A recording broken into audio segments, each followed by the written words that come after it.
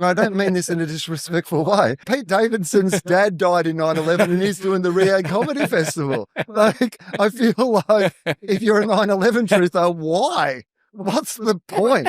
Even if you discover it was an inside job, most of the people who perpetrated it are long dead. So I went off social media a few years ago, and I am really fascinated by how much that means I have engaged, disengaged, whatever from the world, from the debate, and how much of that is, as you often talk about on this show, you're like, is that the real world? Is online the real world? How much is how we behave with each other in an online or social media environment reflective of how we behave with each other in a day-to-day environment? And the truth of it is, if I'm being completely honest with you, I have an all or nothing approach. Start with the assumption that all things are a scam. G'day humans! Welcome to the safe space for dangerous ideas. What is the role of comedy, specifically stand-up comedy, in this crazy new world? We had the Jimmy Kimmel Trump snafu. We had Stephen Colbert being cancelled. We have these comedians going to Saudi Arabia and being paid bucket loads of money to perform for a questionable regime. We have Marc Maron going out and accusing his fellow comedy podcast bros like Joe Rogan of delivering unto the world Donald Trump just because they couldn't say the R word and they were all upset about cancel culture and it was a storm in a teacup. I wanted to sit down with Australia's most successful and best known stand-up comic. I think that is fair to say. Wil Anderson has been gracing Australian television screens for almost 20 years on his flagship panel show. It's called Gruen, and it's essentially an analysis of advertising, but through looking at advertising and marketing and social media, it also looks at Australia and who we are and who we're becoming as a species. He started out in radio, much like myself, but on the comedy side of things rather than the journalism side. He hosted The Breakfast Show on Triple J. He hosted a drive time radio show on Triple M. He was nominated for the highest honour in Australian television, a Logie Award for Most Popular Host. And he's just a wonderful person to sit down and rumble with, such a quick wit and such a thoughtful person about social media, about what's happening to humankind, about the unique magic of working a crowd with no camera recording his shows, no need to be pandering towards the algorithm to create a viral clip. We talk about his not knowing who Candace Owens is, whether we have a duty to stay across the news in this crazy world or whether we're actually doing ourselves a service and humanity a service by tuning out. I hope you enjoy as much as I did the one, the only, Wil Anderson.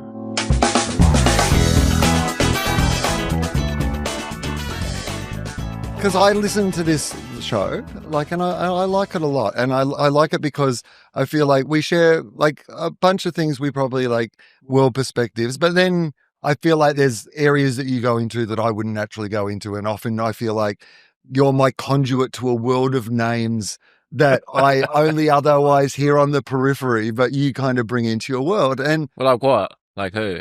What do you mean? I don't know, Candace Owens or something. Oh, right. Yeah. You know, a person that someone who I would have on the show, but you would never. I'm never going to go and search out any of her content. Wait, did you not know about Candace Owens until we heard her on my show? Or well, again, here's what I would say is, if somebody said to me, have you heard the term Candace Owens? I would have been able to say, yeah, I reckon. If they said, we're on the spectrum of, if our spectrum is, are they in the media? Are they considered? Right. Do they have a lot of really verifiable opinions about, the things that had, I guess, filtered through to me would be that she didn't think that Macron's wife was like a woman or whatever. Yeah. And I mean, so she is crazy. That can't be every episode, though. She can't be on. Oh, you'd be surprised these days. Would I? Yeah.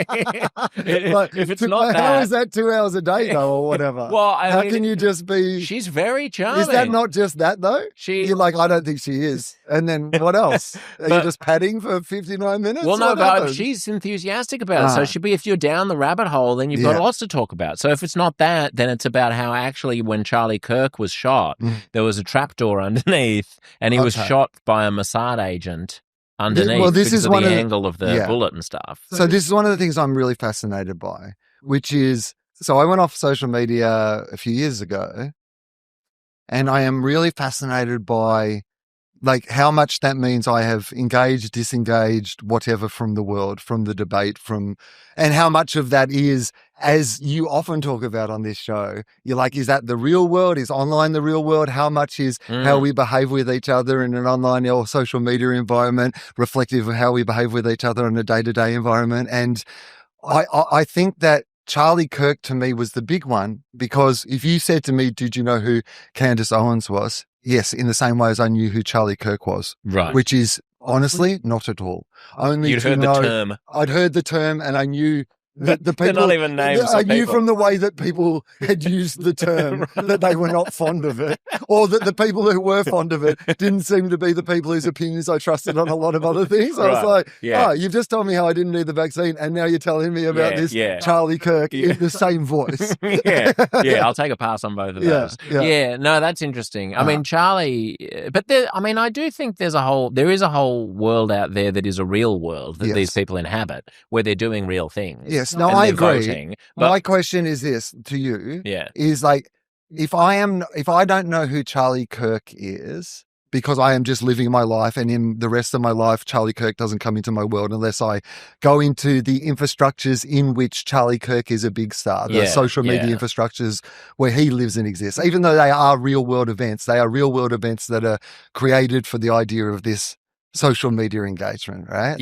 Or at least this building of a movement or whatever. If it has nothing to do with me, have I abdicated my responsibility to a modern society? Like, do we have some... In the old days, if I didn't read the newspaper, I would have felt like I wasn't doing my role as a citizen, which was to at least be informed enough that my vote counted, or if I was asked for an opinion on something, that at least it was something that was researched or whatever. Am I... By not being on social media, am I abdicating my responsibility to this modern moment? No, I don't think you are, because I don't think that the being on social media is a prerequisite for understanding the forces that social media is aggravating or causing, or like, I was going to say ameliorating, but I don't think it's ameliorating very much. But I do think that it's I do think you need someone to be the social media whisperer to you. And I think that's partly my role in the media ecosystem, and it's partly the role of good publications.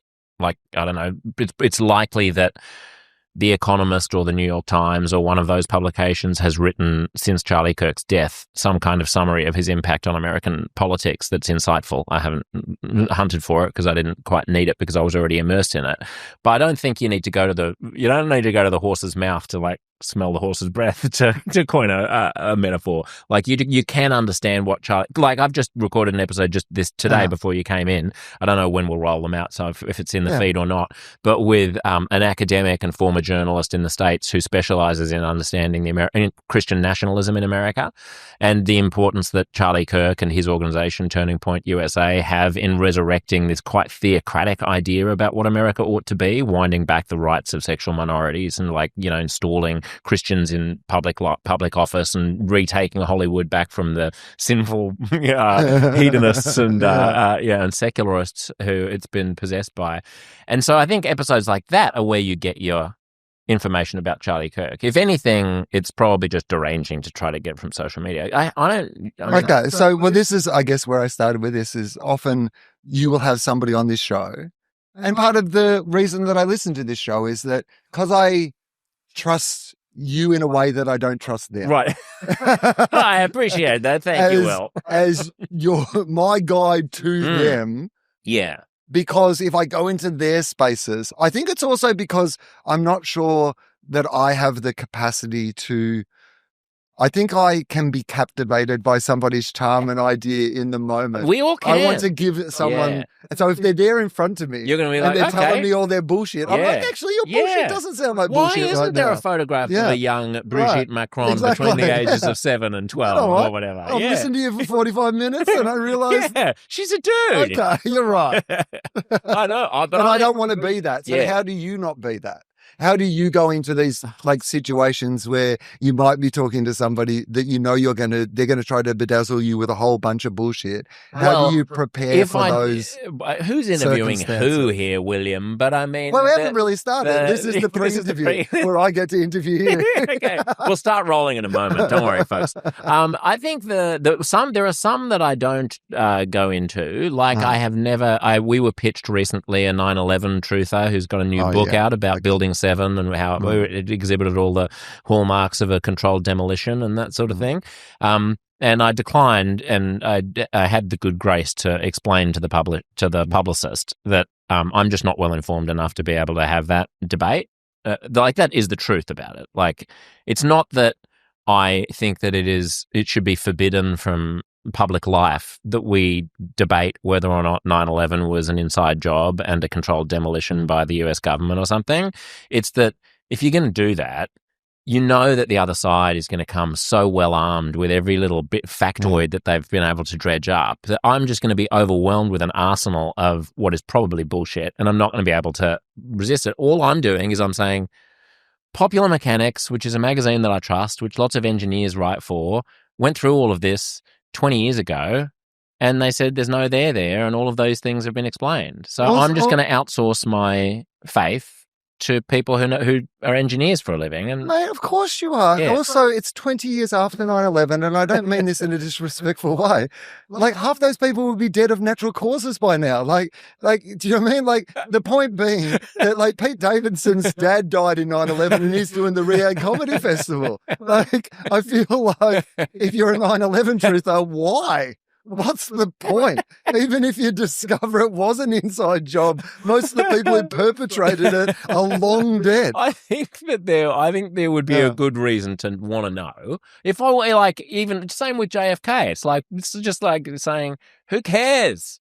They're all dead. But here's what I would say. Have we not allocated the right amount of time looking for an answer? That's true. That's what I would say. Yeah. Of all the things in the world that we are curious about and we need answers to, we've searched, we've had a look. We've had a look. We've had a good look. You ever done that thing where you like lost your keys in the house? And eventually you're like, well, I've looked in the lounge room. Everywhere. I've looked, they're definitely not in the lounge room. I'm going to have to check the fridge. I know they shouldn't be in the fridge, but when you've checked the places that they normally are and they're not there, they're probably in the fridge, right? Well, that's why. But the fridge in this metaphor is Brigitte Macron being a man, right? It's like because you've done 9/11. Although Candace was big on that as well. Candace got a whole thing about. Yeah, okay. Well, 9/11 moved on. Yeah. But the Brigitte Macron thing just seems so humanly cruel as well. Like because of these are people. It isn't that sort of like. I mean, I know that 9/11 was real people as well, but you can take it to being a bigger thing and step back and kind of have the conspiracy You're not directly it. sort of like insulting that person. Yeah, this person that I can name right now. Yeah. No, I think there is an asymmetry, just to answer the original question about like how do you insulate yourself from being sucked into a person's charm when they're spinning bullshit. You just have to make sure that your knowledge of the subject is moderately equally matched and up to the task, which for me it's not. If I talk to like the same with climate change, I don't have climate change deniers on the show because I just don't know enough to know how to respond to all of their little tidbits of nonsense that they're going to throw at me. That's me. Yeah. I mean, but you did ABC radio, like where you need to know, like to have some of those skills. I always get, as you can imagine, because I've kind of worked peripherally to the ABC for like a lot of my life. So you can imagine when some of those radio opportunities pop up, they occasionally ring me and say, hey, would you be interested in doing one of these? And I'm always like, you have overestimated my capacity to not be won over by every single person who puts. I would be the constant sort of. Well, that's it. You convinced me. We have this running. All right, Premier, you're right. We have this running joke on Gruen, which was actually speaking of David Letterman as we were before we started, because I know we're both huge fans of Letterman. Yeah. He had this running thing. Are these your drums? Do you know what I'm talking about? No. Are these your drums? At the end of Letterman, when he would go over to the band, often when he was saying, this is like Smashing Pumpkins, he'd then always go to the drummer and it'd be like, Are these your drums? Did you hire these drums? Are these your drums? And it was like a running bit just in the background that was only for him. You know what I mean? Yeah, Like there is a compilation on YouTube.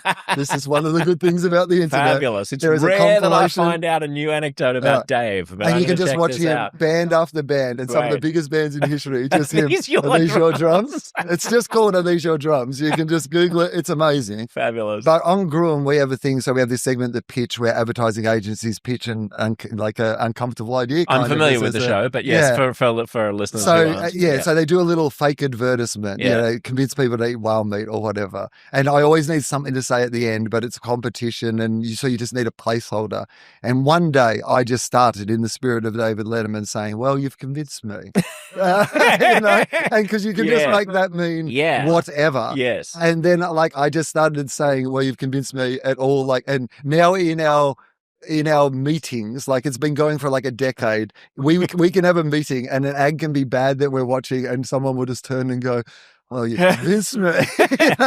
Okay, you've successfully created the meme. I mean, I think you're also, when you decline the invitation from ABC local radio to do a fill-in gig over the summer or whatever, you may be overestimating the requirements of like the evening shift on ABC local radio in its journalistic chops. You can also do lifestyle stuff. If you're doing the afternoon show or something like that, there's not much of a call to be holding the Prime Minister's feet to the fire.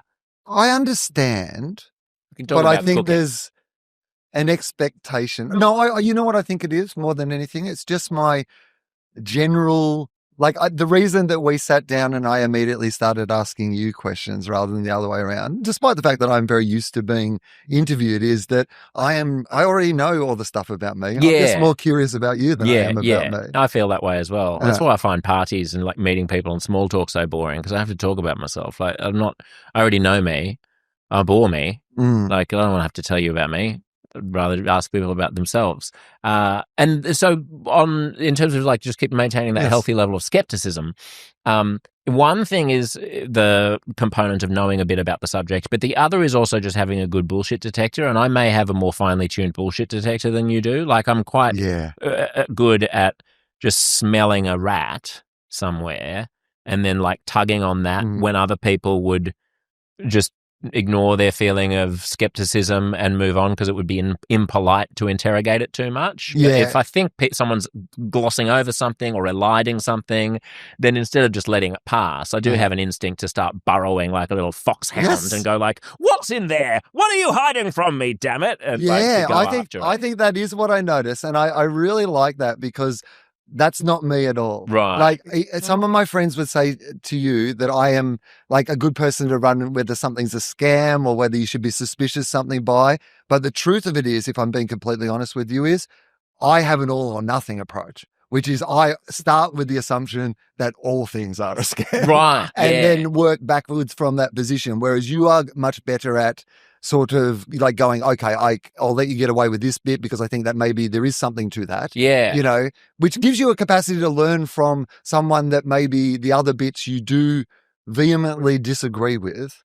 You can learn about the bits in between that maybe aren't. Yeah. Well, I also assume that people, but I think you assume this as well, that people think that they have good reasons for thinking the things that they think. Yes. Like I've never understood people who think that that people they disagree with must be malicious or lying or something. Like I think everyone's the star of their own universe, right? Everyone's the hero of their own story. I understand what you mean, but how much do you back this? I'll put it this way. If someone came to you and said, I want you to write a book. It's Josh's Guide to Life. You know, you're Jordan Peterson, like you're the new Jordan Peterson. Yeah. You know what? We've got those 12. We need another 12. All right. Remind me to bring up the bit about Louis C.K. on Conan.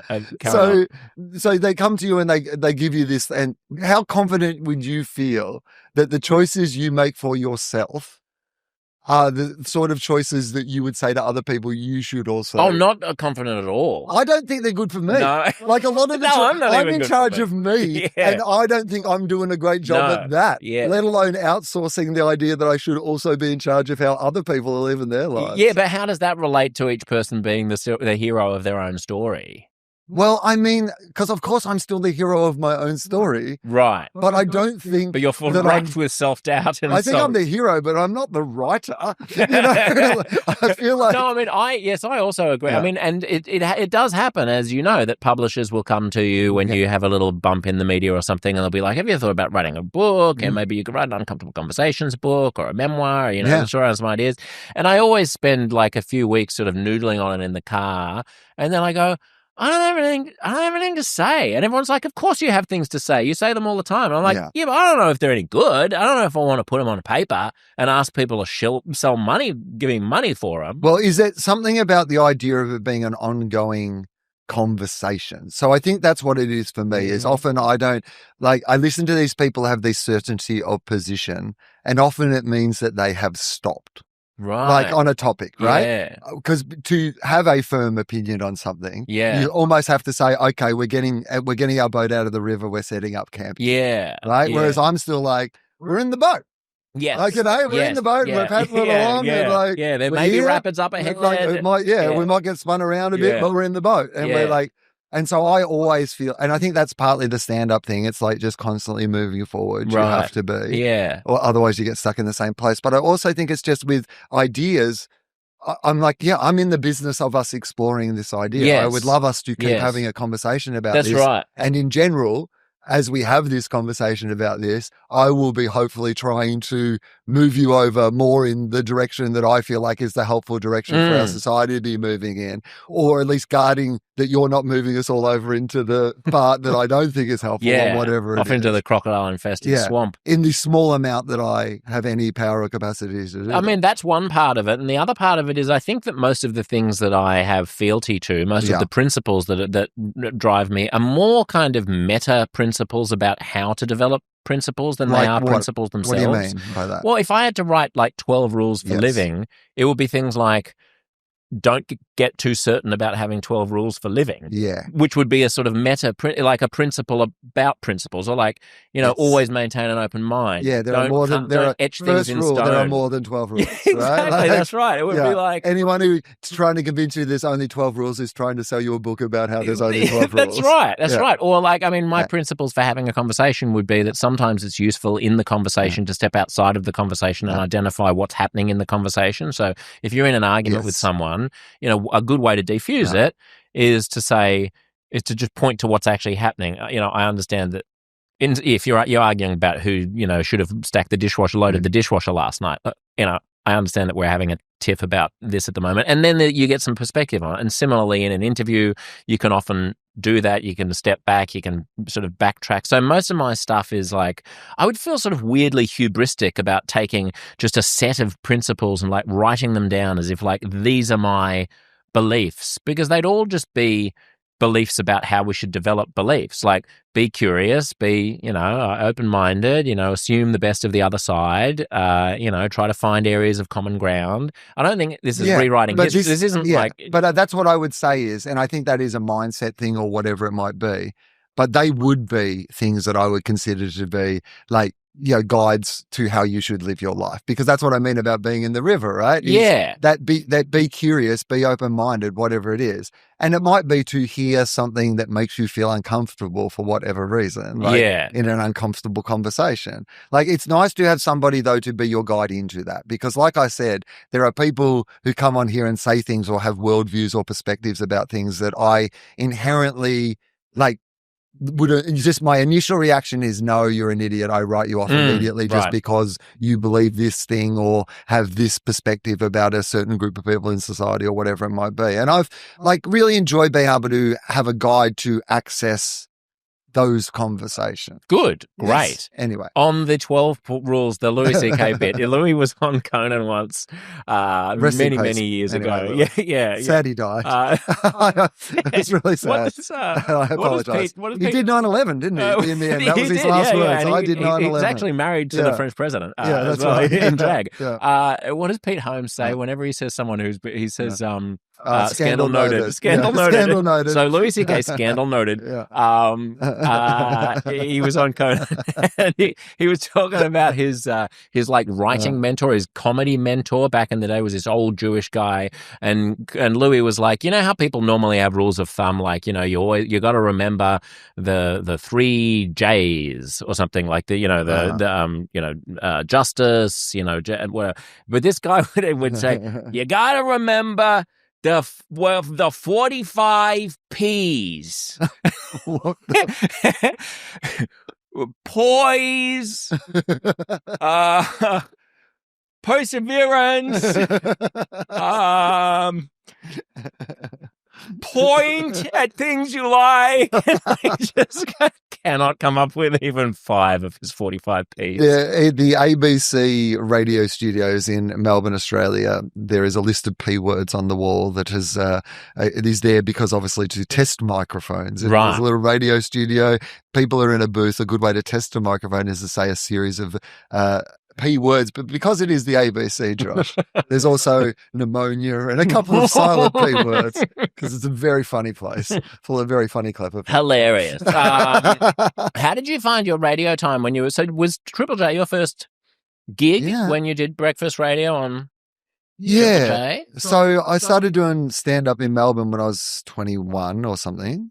And so I'd been doing Melbourne stand-up, like just on the scene for like 4 years. And why? How did you get into stand-up? Why stand-up? Stand-up? Yeah. Yeah. What did you want to do when you were like, you know, a pimply 13-year-old? I was pimply. Were you? Yeah, absolutely. Okay. Got glowing skin now. Radiant. I mean, this is not going outdoors. What did Terry Pratchett say? Indoor work, no heavy lifting. You know, this is the dungeon. A life working very hard, so I don't have to go back to the dairy farm. Right. This is your Nosferatu white. I grew up on a dairy farm, and so I'm the eldest kid of a dairy farmer. So there is some, much like Hollywood, big nepo baby industry, the dairy farming industry. Yeah, I bet. Yeah, it's hard to recruit people in. You have to be born into it a little bit, dairy farming. And so no little kid grows up being like, I want to milk cows. No, it's hard. It's hard work. Yeah. Like, it can be very rewarding. And my brother, who did eventually take over the farm, has found it a very rewarding life and career to have. But, and my dad built a great life, you know, with the simple philosophy. My dad always had that idea of, like, we feed, like at the start, it was like, we feed 5 families. Right. So by doing this dairy, that's how he'd always explain it to us. So our business is this. If we do our job every day, 5 families, and that was like us, and it was our grandparents, and it was like the share farmers, and there was whatever these 5 families were that, like, you know, my dad did this little example of. And then over the years, as the farm grew, he'd be like, you know, and now we bought that extra piece of land and we're employing those people now. And that means that we're now feeding like 10 families or 12 families or whatever it was. And it was like a really nice way to think about it. It sounds so otherworldly and quaint. It sounds like a Salinger novel or something from the Dust Bowl, where it's like, we live in our family and that family will feed their family. Well, you know, that I think about this a lot recently because my dad is now 82 years old and he lives on Anderson's Road, Denison, the road that he was born on. Don't give it away. Now he's going to get doxxed. I've talked it about a lot, and if anyone can find it, you are welcome to it. Candace Owens is going to be on the doorstep tomorrow. There's no number. He has a rural R&B, a rural mailbox. Is that right? Yeah. You don't even have it. Is he the only person on that road? You have to drive up to the local corner where the mailbox is. It doesn't even come down to where his house is. Candace will be eaten by dingoes by the time she gets to the Dad road. made it 500 metres, Josh, in his entire life from the house he was born in to the house he will die in, hopefully, I hope. Like, because I hear that's what he would like. I think, you know, I don't think he ever wants to be anywhere but where he is.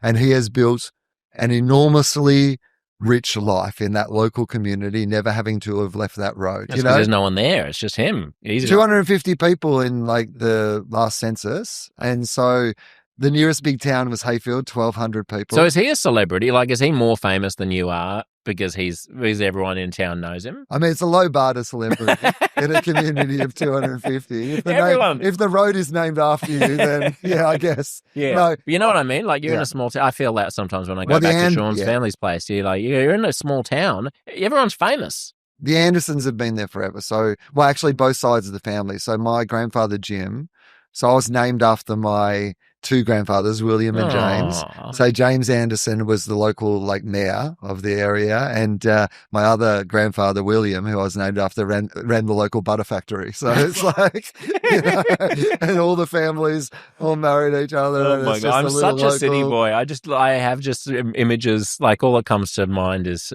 Police Chief Wiggum like milking a pig or something. Josh, just... do you know the show Who Do You Think You Are? It's like that. Yeah. So for people who don't know the show, it's an international franchise, and they'll find somebody who's like a person who's well known in the media for something, and a sports person or whatever it might be, and then trace their heritage basically. Yeah, they'll do like a DNA and Ancestry.com and all they that. go back and hopefully get an overseas trip, and you find out the history of the... I think I'm one of like two people in the history of the show that they went, it's all really within like walking distance. It's very lovely. This goes but back we do not have thousands a of shot. years in New South Wales. Yeah, it's best to have an ad break worth of... we can literally do all the interviews right. in the same house. Okay. And so 200 years in this town, and then a long stretch in England before that. So England, Scotland, like literally, New Zealand. Boring. It's like so boring. Yeah. So I'm much more glamorous than that. I'm all over the place. Yeah, that's right. They should do that. I should be on that show. Do they still even make it? Yeah. Oh my God. Well, I'm all over the joint. Oh no, this was only recently I was rejected, Josh. Oh, you didn't even get on the show? No. Oh, they rule it out. They were like, you're too boring. They were like, I thought that would be part of the drama no one of in the your show. Family. There was no drama. Ridiculous. They went back 200 years. They found one guy who got like sent to Australia. Yeah. But couldn't even, I think, it was real like loaf of bread style stuff. Like, he didn't even get a proper flogging. He didn't even rape anybody. Come on. Just stealing a loaf of bread. Yeah. But stand up. Why did you want to do... Yeah, so my point being that the life was actually going to be either farm or anything but farm. Right. So, like, there were literally two categories of the way you thought of your life. It wasn't like a normal existence, which is that idea of like, oh, I might be a fireman or a blah, blah, blah, or a blah, blah, blah. This was, are you making the decision? Decision first is farm or no farm. Yeah. And so for a while, you kind of have to entertain the idea of that farm might be part of it. Parents were really good at not ever forcing it on us. Right. But I mean, they would like, of course. They would like you to take over, or at least I think Dad, always dreamed of one of us working alongside him on the farm, which he got in the end. My brother Ross ended up, did take over. The better son. So, oh my God, Josh, my sister, and I've got a sister and a brother. My sister's had 4 kids, great grandkids, beautiful. Fabulous. My brother's got 2 kids. A dream. Took over the farm. A dream. It's fine. Yeah. Job's done. And they've got all they can handle, Josh. And they've got a famous fuck up as well. Right? They got a famous fuck up. It's a perfect combo, really. Great. They got everything. Right? They got everything. No bases not covered. The farm, not farm binary reminds me of when I was in my teens backpacking around Thailand. I remember seeing a post box in Bangkok with 2 posts. I needed to send a postcard to Australia, and the post box had 2 slots, and it said Bangkok, not Bangkok. I just thought that was funny. Like the Sydney one goes in the same one as like the Chiang Mai. Yeah, that's right. That's all there is. Yeah. The world is divided into 2 places.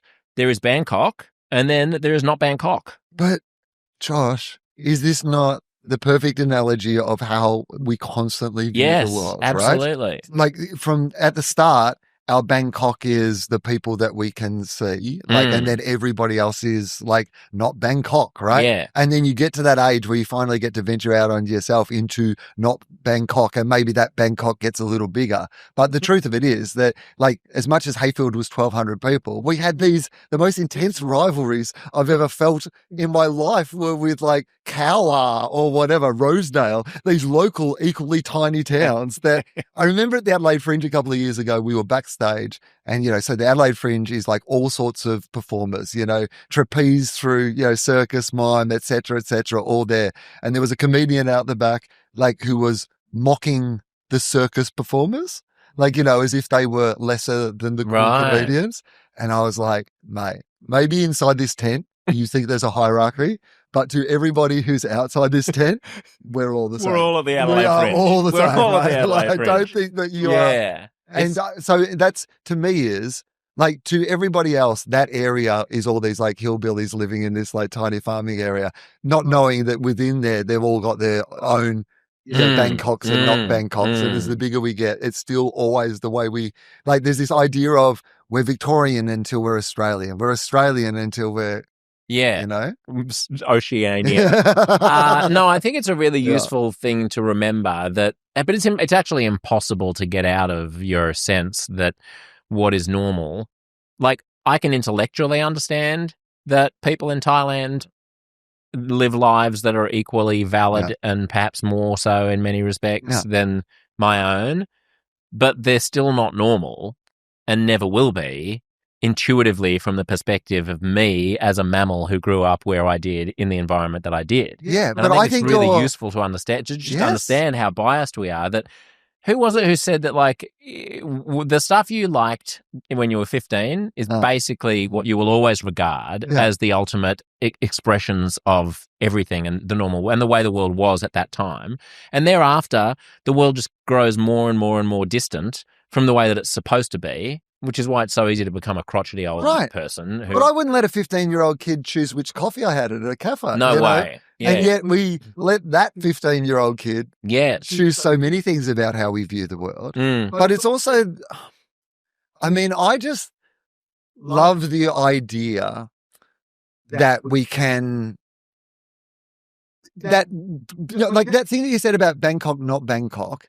And you say, we often try to go, we need to understand everything in the world, right? And that is too much. To understand that Japan has a different culture, to Thailand has a different culture, to Finland has a different, that's too much. But if I just understand, like, Bangkok, not Bangkok, like in my own sense, like me, not me, like I react like this. This is how I view the world as an Australian, as a white man, as a heterosexual, whatever it is that is in this particular time, the thing that is my, like, Bangkok, and that everything else is just not Bangkok. Right. And that is almost a better way to understand that I shouldn't be trying to, this is my thing. Yeah, no, I get that. But all I'm saying is that you also need to bring with that insight the recognition or the sort of intellectual empathy to understand that all the people who are in the not Bangkoks are in their own Bangkoks, which feel just as real and alive and normal as your Bangkok to them.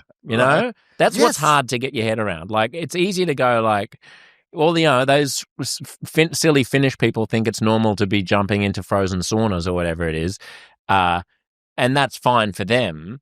It's much harder to go like, for them, that's not only fine, it's perfectly normal, and my way of not jumping into frozen saunas all the time is truly weird. Can I pitch you a rewrite of the Bible? So, please. In every religion, there is a version of the golden rule, right? Do unto others as you would have them do unto you. Yes. Or some, you know, similar sort of thing. Yeah. Like, it is a common, like, thing in most religions because it is pretty good advice in life. But if I could, a slight rewrite. Do unto others as you would have them do unto you. But first, just, you know, get the permission of others to see if they're into getting done unto them what you like getting done unto you. Because not everybody likes getting done unto them what you like getting done unto you. Right. And the big assumption we make in life is that somebody would want done unto them what we want done unto us, right? Other people, you know, you and I might want different things done unto us. We certainly do. Right? Yeah. So if I just do unto others as I would have them do unto me, then that's not actually that's not enough.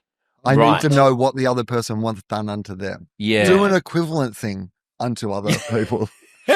I think you need to work on the wording. I think nappy. Yeah, concision. I think how it came out first was how I wanted it to come out. So, but I think that a lot is hinging on how expansive the thing is, right? I mean, the reason why your rewrite is funny is because it's taking a very narrow view of the thing. Yeah, like strapping on a dildo and pegging somebody is a very narrow thing that some people like and other people don't like. Starts narrow, but it ends up less narrow than when you started. Feels narrow the whole way, I can tell you. Yeah. But the thing that if the thing is big enough to encompass, for example, like take no for an answer. Now, are we talking about the concept or the pegging stuff? We're still talking about Okay. about plastic penises. Right, Will, okay. That's what you lost me. That's all I'm seeing with this hand gesture. I've forgotten what you're talking about otherwise. I did unfortunately, to people who are listening to the podcast, I did accidentally hold my hands out to approximately 15 inches when I was saying the thing. But if the thing is like kind of, a principle of life, like, accept that other people have a right to articulate their own vision of a good life or whatever, or like, nobody wants to be lied to and cheated. Like if they did, I mean, would it still be a breach of the golden rule to be like, I mean, there are all kinds of interesting thought experiments in ethics, in the philosophy of ethics about go to movies. If someone like a movie is like a suspension of our, like, I mean, imagine if we went, hang on, I don't think that was a long time ago in a galaxy far, far away. No, but I mean, but not just a suspension of disbelief. I mean, suppose there's a person alive who really, really likes being like whipped and degraded, and I mean, these people do exist, right? Yes. What you're saying is, don't treat me like that. Yeah. But if what you mean is, don't treat me in a way that isn't consistent with my desires, and that's the thing, then the thing works. Yeah. It's almost like the discussion about what the thing means is the important bit, not the thing itself. Yes. Right? That's right. And this is I know this is what religious scholars will tell you a religion is about, right? Like most religious scholars are not about the idea of there are like 10 rules by which you can live your life. If they were, they would be Jordan Peterson. Yeah, that's it, right? But also the Bible wouldn't be the Bible. It would just be the 10 rules. Yeah. You could get it on a tea towel. Yeah.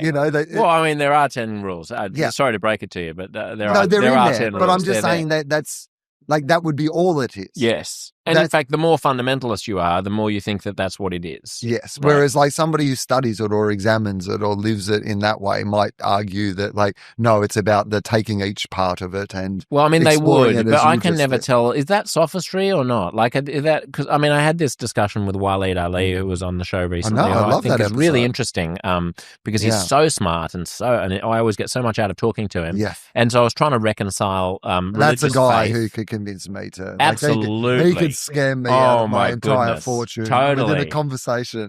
I'd be halfway through and I have just for some reason given him the road I've grown up on and the name of my first pet, and suddenly he's hacking my whole bank account while we're doing a one-on-one. But his argument was that it's a caricature of Islam, because he's a practicing Muslim, for me to say, do you believe in miracles and do you believe that, Muhammad was divine and that he flew to heaven in a winged horse and stuff? Because he was saying that actually, if you're a serious scholar of Islam, then you understand how to interpret and do the work of looking at the Hadith and the Quran and interpreting them in ways that are totally consistent with science, reason, logic, modernity.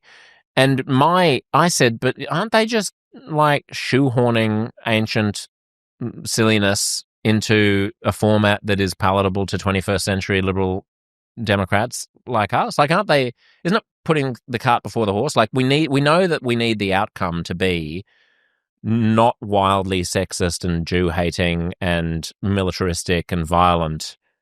Therefore, we rejigger all of the bits that are that and say that we've done enormous scholarly work to divine the true meaning of the words, whereas plainly the fundamentalist has, to his credit, that he's not having to do any of that work. He's just reading the book. So I never know. I'm not enough of a religiously articulate person or educated person to know whether or not, like, suppose you had a scholar who was completely unaware of liberal democracy and the norms. An alien comes down and, like, studies these texts, or an AI. Yeah. Do they also arrive at the Waleed Ali version of Islam, which is peaceful, tolerant, pluralistic? Or do you have to be retroactively interpreting the ancient text through the prism of today in order to get you there? That's what I don't know. Yeah, and then there's the kind of more practical thing is, where have you got to? For me, it's more about Like, how did Waleed become Waleed, this considered person who wants to think about how society operates for the benefit of all, and I think uses his religion as a guide for, like, you know, the way that he, you know, operates in the rest of his life, versus somebody who might use that very same thing to end up, you know, in like a terrorism situation or whatever it might be. Like, it's, to me, it's less about what the kind of thing they have in common. It's what was it that they didn't have in common? How did they end up in these different places? Because they both read the same book. Yeah, I mean, I think that the Waleeds of the world would say, well, the other person just isn't serious. Like, the other person is a psychopath who's not serious about engaging with the text. And the terrorist would say, well, you guys are just making up a whole bunch of malarkey that is not actually in the text. And what I'm saying is, I don't know who's right. I don't know enough about that, and it's not my area of speciality to like to. I love that we're talking about Islamic theology. A couple of Can I ask you this? Secular guys who have no idea what they're talking about. I'll ask you something that's much more on your. And territory. I should say, I'm very much a Waleed fan, and none of that is intended to cast aspersions on him or Waleed's my friend. I love Waleed. Yeah. I know. I think, like, I know you are as well. He of all people, I think, enjoys like an intellectual conversation around a topic. Like, that's something that he is enthused by and helps shape his ideas and the way that he views I just didn't want someone tweeting like, did you hear that Josh and Wil were having a go at Islam or something? Talking about you. He wouldn't see it because he's not on social. Yeah. And also, could no one tweet that, please? That we're having a go at Islam. Can I ask you a question then? Do you think this is a bad taste joke? So, and I'm taking it out of context now. So obviously that's the first dangerous thing to do when it comes to comedy, is take it out of the original context. Mm-hmm. So I won't even try to replicate the joke because I can't even remember how it was worded. But this year I'm currently doing a tour of these improvised shows, like fully improvised stand-up shows. Right. And I've done like 80 of them so far. And I've just decided to do a whole nother year of it just because I've enjoyed it so much. Is it crowd work or just? It's crowd work, yeah. But like crowd work in a way that is almost like a response to like crowd work that people are seeing online. So for years I'd been doing like a version of these crowd work shows, and they were a bit more similar to what you're seeing, you know, online, with the sort of like, hey, that's a funny shirt, what job do you do sort of vibe. Right. But that was never when they were at their most interesting. They were at their most interesting when you got beyond those questions into like whatever it was next. And so when that style of it became quite prevalent online, my management, who were good management, you know, they were doing the right thing. They were like, hey, you're already doing these shows. Maybe we should be filming some of it and putting online. This sort of stuff's popping off on social media. And I had to think about it. And I thought, actually, the weird thing is it's the opposite of the reason that I do those shows. Those shows for me are absolutely about the moment and being in the room, and the fact that that show cannot be repeated any other time, that it was all those people had to walk into the room that night, that you had to have those ingredients in the cupboard and you didn't know until you started talking to people what you had to cook with. And you can never, I mean, there are bits and pieces that you replicate again, but that moment, what you created that night, the show, it was really about not having the camera there. And then the more I thought about that, the more I started thinking about the idea of how does the camera change the idea of the performance itself. And in a world where having this broader conversation around how AI will affect creativity, have we allowed the technology into the room in a way that is damaging to the value of the live experience, or not? Maybe it's been for some people, it's been a great advertisement for the live experience, right? You could argue that for sure. And people can argue that. But philosophically, what I started thinking about was this idea of like, if I turn the camera off, the minute there's a camera in there, I say, this isn't for you. This is for someone else later. But if I turn the camera off and it's for nobody, and we just make up something that could only be there in the room by taking this ingredient and adding it to this ingredient. So it's not about you or you. It's about how I can combine you both together into something that makes this like a unique experience. And then that has a broader idea of a shared experience that we're all in together. Like sometimes if I'm in the mood, I'll make the point like in a more direct way that you all have something in common now. Like if you run into each other in the street, you can say, I was there the night we heard about that thing, or Janet did that thing, or this thing happened. You have that in common now. You have a shared language, a little communication. But I love that. It's very principled of you to maintain your principal allegiance to the audience who have paid to come and see you. Well, it's just to say, you've come. Yeah. Like, why Yeah. why would I value somebody who hasn't bothered to come and who hasn't given me any money I know. over somebody who's done both those things? Worse still, why would Yeah. your main allegiance be to an algorithm that is going to determine whether or not to put the clip in front of people on, Instagram or YouTube Shorts or whatever, which is really the master that a lot of people are working for these days. Like, instead of honoring the people who have actually come. Yeah. Well, I've got a thought around that, because I do think we've been fooled into thinking that mass appeal, like that, the growth mindset of capitalism in general, like built into the infrastructure of it a little bit, is the idea that, that growth is a good thing. And in some areas, it just isn't. It clearly isn't. Like, there should be limits, or at least philosophical conversations around what the limits of infinite growth are. And in this idea of trying to chase these enormous audiences, I think there is a sense that we might have forgotten that you can service. Like, you can just have a nice restaurant in a country town and run it well, and it can be full all the time, and that can be great and valuable and a really nice life and a world in which to live. And I think as careers, we're constantly told that it has to be for everyone, when sometimes the best thing is that it is just for the people who are there that night. It makes it more special to do. But it also then gives you permission to create moments, talk about things that you might not ordinarily talk about. So the little example I wanted to give, I could give better examples, but this is just where this conversation started, is that this year, 9/11 fell on Are You OK Day. So explain Are You OK Day so to non-Australians. It is, so people who aren't Australians, it is a well-meaning but perhaps naive idea that once per year there is a day where you ask people, are you okay? It's a mental health initiative, and it's for suicide prevention and things like that, all very valuable things. And look, the idea is that this day will inspire you to have those conversations all the time. If so I don't detect that a friend might be a little off, maybe they've been gloomy, then you actually overcome your shyness and you say, are you okay? Yes. But like most of these things, while there might be genuine, good reasons behind it and also good intentions behind it, often it just results in once a year we have a morning tea at work. Yes. And someone wears a badge that says, okay. Yeah. And so I did a whole bit about how, because they were suicide bombers, and that is a suicide prevention. And if only... if only more people had asked Muhammad Atta if he was okay. I noticed you've been taking flying lessons. Are you okay, man? What's going on? I know you've been spending a little time down the mosque doing some heavy reading. Are you?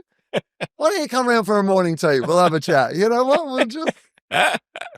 So, to me, that I can't imagine that is a topic that somebody could look at and say, no, I get that. Like, these things, you've got both these ingredients, you've combined them together. And yet, I guess there is, right? There's a world in which if you take that out of context and you wrote it down, or you wrote it down in the context that you said to somebody, and this is the area where we get into where you're like, do you care? Do you let that stop you saying things? Or then there's the other bit of it, which I know that you are fascinated by, which is you can't say anything. Like, do you monetize it? So there's kind of the steps of you let it affect you, that you worry. Jimmy Carr always says, what you're going to get cancelled for, you've already said. Yeah. Which I think is a good way of, just a good philosophy of going. Meaning that he would have said, he's on tape having said things 10 years ago that were not outrageous then, that are outrageous now because our norms have shifted. So someone's going to dredge it up and they're going to there's no way to get rid of that. So the expectation that you're always that there's never going to be any clip of you saying something that isn't perfectly in line with the norms of today is ridiculous if you've lived more than a few years. But also not to be encouraged, I would argue, in my worldview. Because not to encourage what? Because I like to encourage the idea that your idea might not be what you thought about 10 years ago. Because I think the best way for us to keep on in that river moving forward is to be really open to the idea that you can. There's always a way back from a bad. This is why I in Australia, we are quite a forgiving society. Like, in fact, we have the bit of the tall poppy syndrome that people would know about. If you get too big, people like to knock you down. But then when you've knocked down a bit, they love a comeback story as well. You can get a second chance if you earn a second chance. And I like to encourage that. Like, I think it's great I love nothing better than a redemption story than when somebody kind of, sees the error of their ways. I know it's most of the things that I've learned about myself in my life that I consider to be like often core values that I have now have come out of me overstepping. I've learned that is one of my core values by not behaving in that way, realizing that it made me feel gross or like whatever, to be like that, and then not wanting to do it again. So if we don't allow people the idea that you can learn from a mistake to make you a better person, and in fact, it depends what we're requiring the person to learn. Yeah, true. Like, I agree. There's like there's a performative kind of redemption that has taken place where it's like, what's that? The template, like where you can basically and like, what somebody's going to say in their apology. Yeah, exactly. And like, we will allow you back into the cool kids club as long as you genuinely,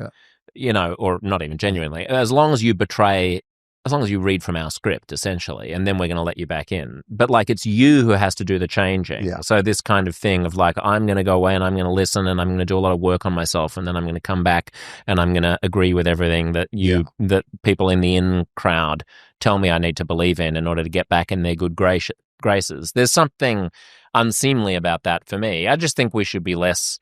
Redemption's great, but it would also be great if you just didn't cut down the tall poppy in the first place and weren't so quick to hound people out of polite society for like that Muslim, that 9/11 joke, right?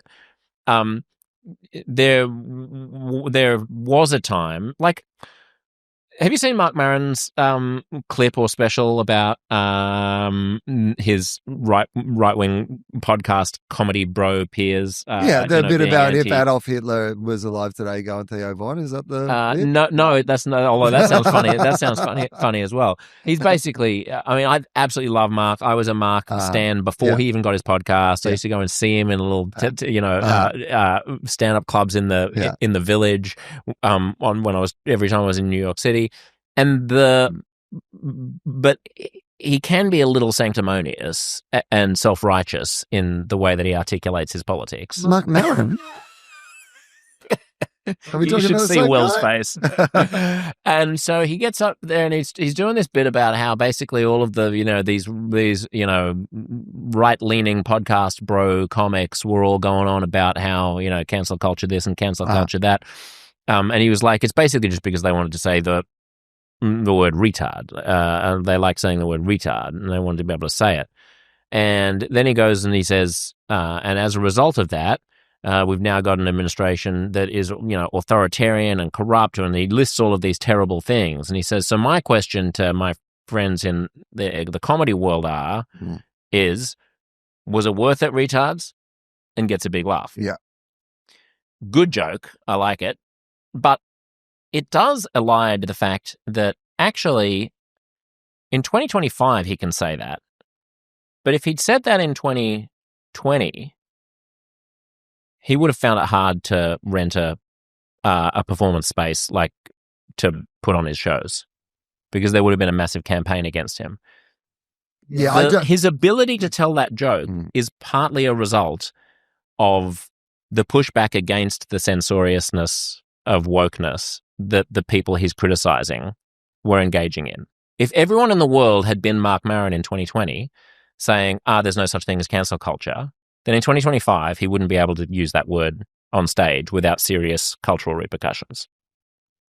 Yeah, I agree that is absolutely part of it. And the other part of it, which is the bit that we hate to talk about, which is we're just colored by our own perspective on what it is we think the politics and personality of the person delivering the joke is. Like, we know that Marc Maron is a good, a person from this particular sort of worldview. Yes, he's allowed to say it because he's saying it for a good reason, because he's shitting on Joe Rogan. Yeah. Now, I feel uncomfortable with him to be honest, I feel uncomfortable with him saying it I personally feel uncomfortable with him saying it for that reason. I feel uncomfortable with you saying it. Yeah, I feel uncomfortable saying it. If you go back and listen to the tape, you'll hear that I paused for about 4 seconds before I even said it because I was thinking, should I say call it the R word? And then I thought, my listeners will find it funny if I say the R word. And that's not what he said either. Like, so you're saying what he said, and I think... yes, I'm quoting him. So I can be both... My point being, I can be all of those things, I hope, which is the person who can say, I don't feel comfortable with that, I process that myself and why it is that I try not to. But also, somebody could come to me and say, like, as somebody did recently, I try not to use mental health slurs in the same way, just casually. Like, if I can try to find another word in the moment, I'll try not to say, like, mad or crazy or whatever it might be. I'll try to say, like, bananas. But then there was someone else who came to me and said, well, bananas, you're still kind of saying what you're saying. So, like, even that kind of feels... And I'm like, there is a point where but like, I mean, I of have course. to call them something. Yeah. Well, I don't. I mean, and they said, maybe try to describe more accurately just the scenario in which and I said, well, sometimes I'm just going to have to go with bananas at the moment. That's where my line is. And if somebody else wants to judge me by the banana standard, that's cool too. Like, because I don't mind the idea that, like, Joe Rogan can say what he says, and then Marc can say what he says, and we battle out the ideas and we choose which ones we think are right and wrong. And you can like something like 95% and like 5% of it go, I didn't like that bit of it, but that's good because it made me think about why I didn't like it. And then I had a chat with my friend afterwards about how he really liked it because he thought it was important and made the point to actually use the whole word in the thing.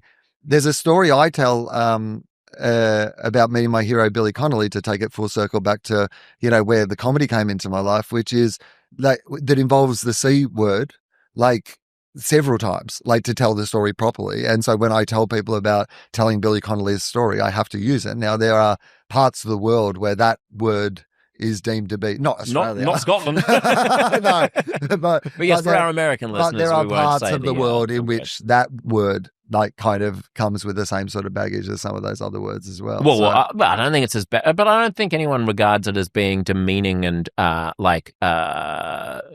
one regards that word as being violence against a traditionally disenfranchised community, which is the kind of rhetoric. But I do that think that people do think that. I think that like there'd be plenty of women for the female genitalia. Yeah, I think word? that people would say that there was like that it was used as a violent and demeaning way of referring to women or like talking about women. There would be. I've heard that argument be made. Well, I mean, for me, it doesn't have the same violence. Two guys sitting around talking about. Well, there's just something. I think there's an internal logic that I understand to the social justice people who were pushing for serious consequences for people who used words that demean traditionally, shat upon communities. I get that. The question becomes, what should be the cultural penalty for doing those things? And I just think it's a bit rich in 2025 for people who denied that there was any cultural penalty at all, really, apart from, a few people said some nasty things about you on Twitter, to just to borrow a phrase, the lived experience, as we're talking about it, like the lived experience of being one of the people who lost their jobs, lost their friends, lost their livelihoods, lost their reputation, lost their credibility, lost their ability to engage in the world, like the mental health consequences, the stress consequences, to just gloss over all that because they weren't arrested? Like what's like, it's like people say that, Louis C.K. wasn't cancelled. He's doing Madison Square Garden. Yeah.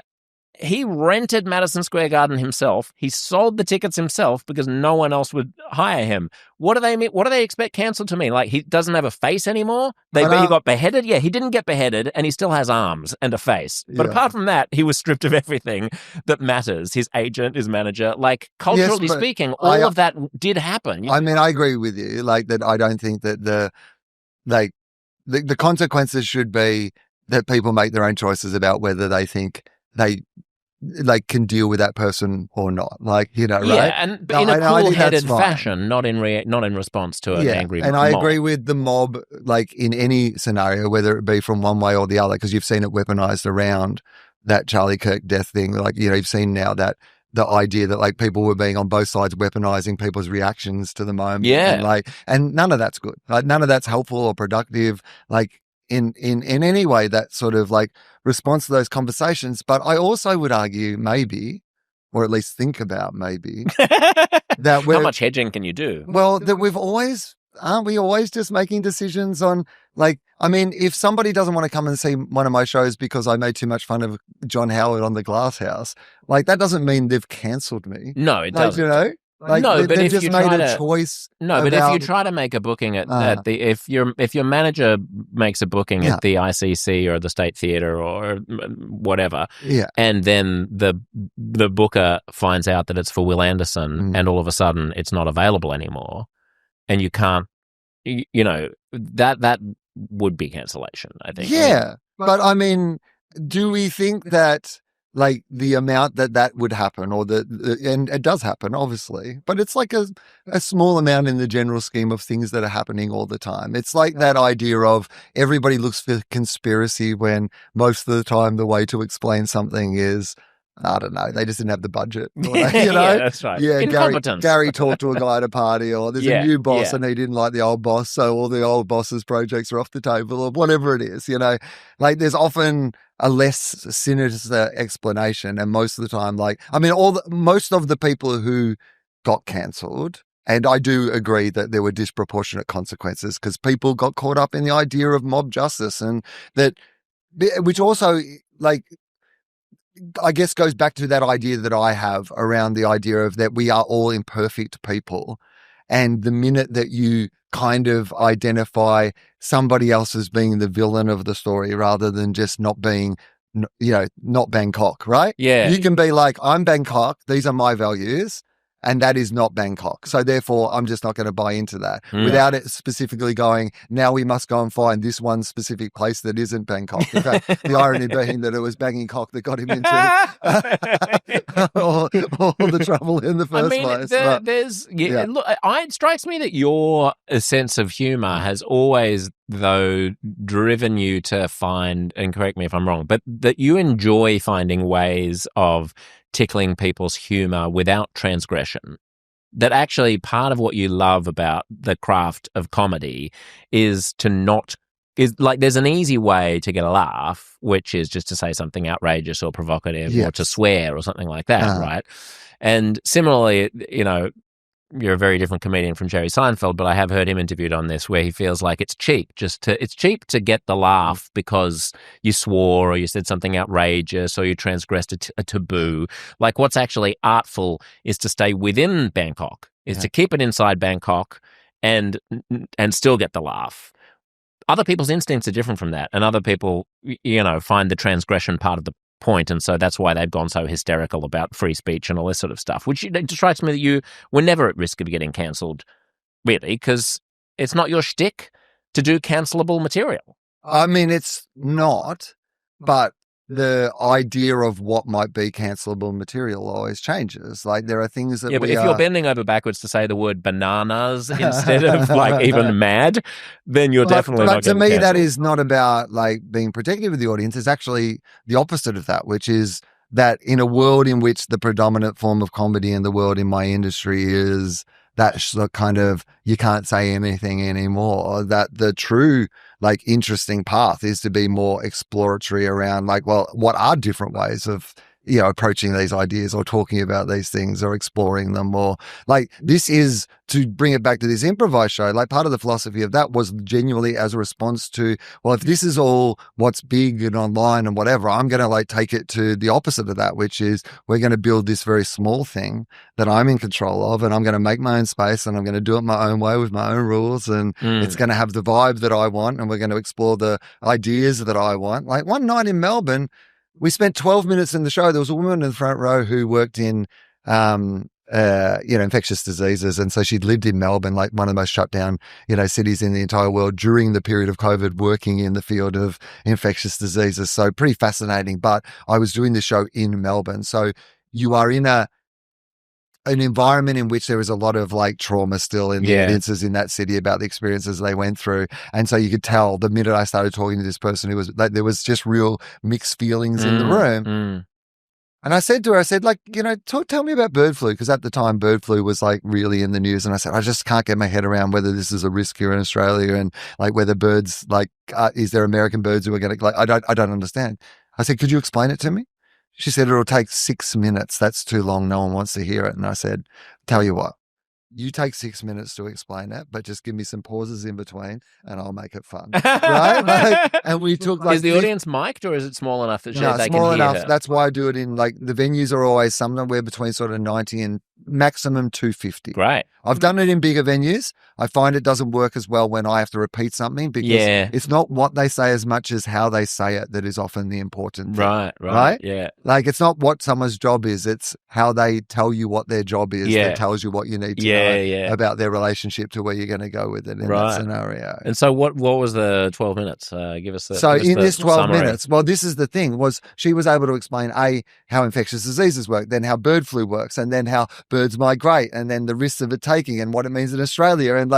And this entire time in this show, I was just thinking 150 people here are having a very good time. We're enjoying this, but also I'm learning about bird flu and they're all learning about bird flu and they go out of here but we all felt a little bit more healed by it as well, because this woman who felt like she could not talk about what she did in public because through no fault of her own, just that she had lived through a time where suddenly the job that she had became associated with it's triggered everybody. Worst memories, right? Can you imagine that? Yeah. There was a woman in my audience the other night, a middle-aged woman with a blonde bob. And I said, what's your name? And she said, please don't make me say it. And I've had it enough now that I understand that immediately her name's going to be Karen, and she has trauma with her from the last few years. Yeah, right. My instinct is always, well, don't worry, because I my thing's counterintuitive. What does she expect the response is going to be? I want to go the opposite. Yeah. So I did this whole thing about how it's so unfair, and it's you were just going along your life, and you're such a nice person, and then a few people complain, and your name gets this bad, and I do this whole thing, and I get to the end, and she just goes, no, so that's the thing. I love to complain. Way to reinforce a stereotype, Karen.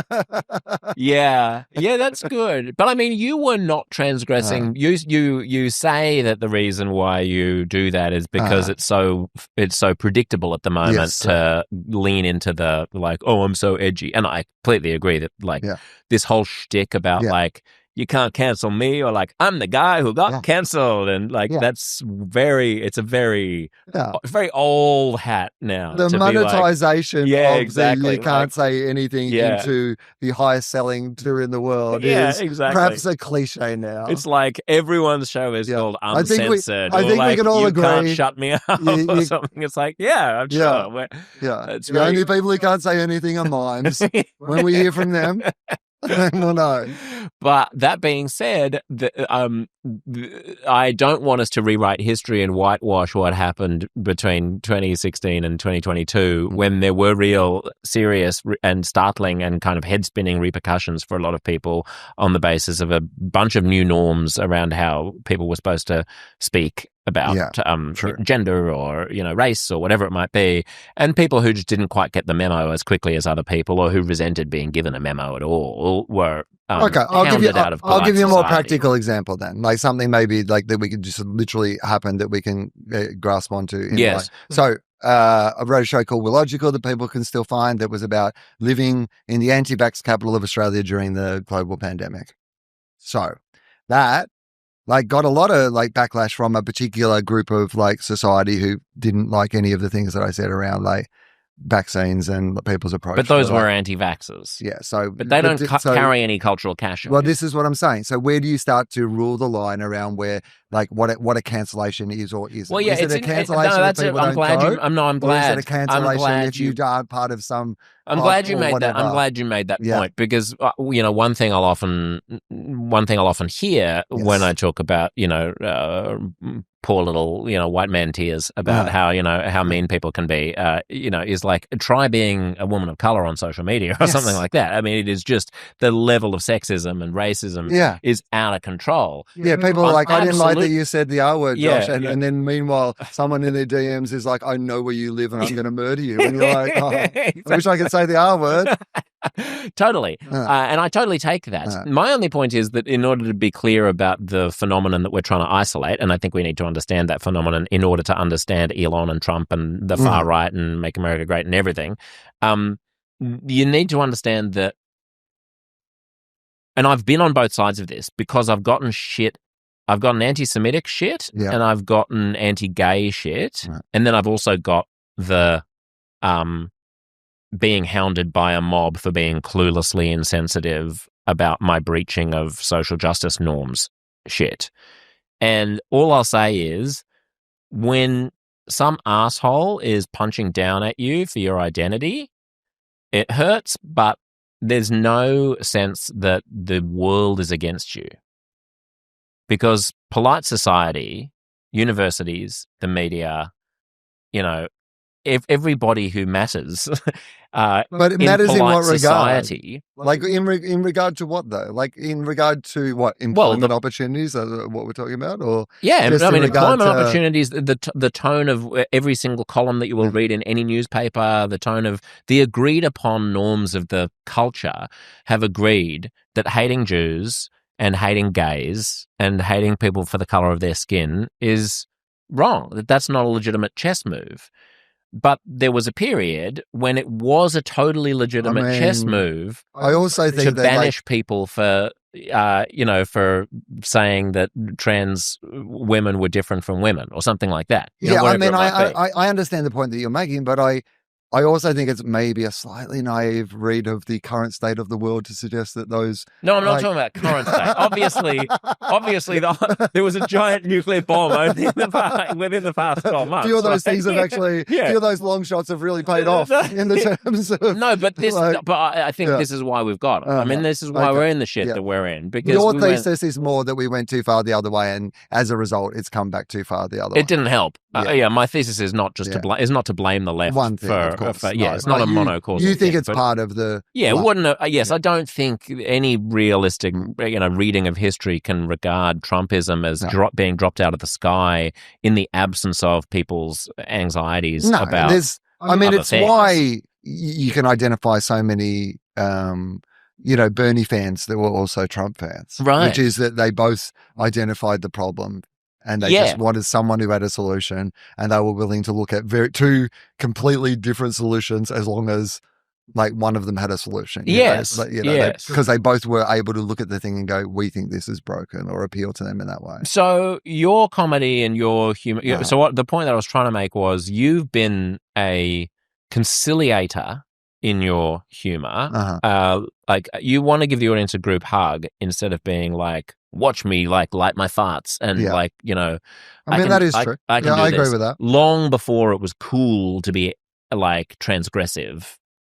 This has only happened when I was just articulating that model. I was really talking about that's what I mean. 2016 and I think this is a trend. That's what I actually say to people sometimes. But in the 90s, you were polite. But as in, I think I would like to think my comedy is my comedy, regardless of. No, it's just because earlier you said I like doing it that way because everybody else is being, provocative. Yeah, because often what you do is you lean into the things that are if I am about more than 10 things, if I am about 100 things or 200 things or 1,000 things or 10,000 things or whatever it is, and I'm looking to which bits of that am I going to turn up or which of those am I going to turn down? Yeah, it'll be dependent on the environment, and often it's a push against whatever the prevailing. It's never been as fun for me to be whatever the prevailing thing is. I've always tried to go, we'll just do something that's lean into the thing of yours that is because in every situation, and I guess, and I don't mean this in any other way than I think sometimes you see younger comedians and they'll be like, I hate having to put a clip on social media every day. I hate this infrastructure that I'm now in. And I'm like, well, if you hate it, I just want you to know there are other ways to do it. I know this is the way to do it. This is absolutely one way to do it. And in fact, it may be the main way to do it, but there are other ways to do it. You can always find another option. You don't have to, just because Theo Von and Joe Rogan are the biggest comedians in the world, doesn't mean that you have to be like them. It means you can be. But also, 10 years ago, Hannah Gadsby was. Comedy goes in waves. And Steve Martin was, and blah, blah, blah was. And, there's different times when comedy is different things. And we tend to react like this is what comedy will be like forever. It gets to this moment and we're like, well, this is what comedy is now. But at the same time as we have this conversation around you can't say anything anymore crowd, the actual biggest stand-up comedian in the world is Nate Bargatze, and who's the most family like act you've ever, I mean, not in a bad way. He's a genius comedian, but like, no swearing, good Christian values, like, playing 60,000 seat stadiums everywhere he goes all over the world. Yeah. So like, it's not even like this moment that we're in. We have these conversations as if all of comedy is one type of comedy. It never is. Like there's always Flight of the Conchords alongside Jim Jeffries, often in the same show. I want to see that show. Yeah. Yeah. What do you make of like the role that comedy has been playing lately politically? I'm thinking of the late night shows, the controversy around Kimmel being pulled, Stephen Colbert getting the axe. Like you mentioned, we were talking about Letterman. Right. And like we grew up in an era when there was this titanic figurehead of American culture, which was the late night television host. And there were two of them. And, prior to that, there was only one in Carson. That was before my time.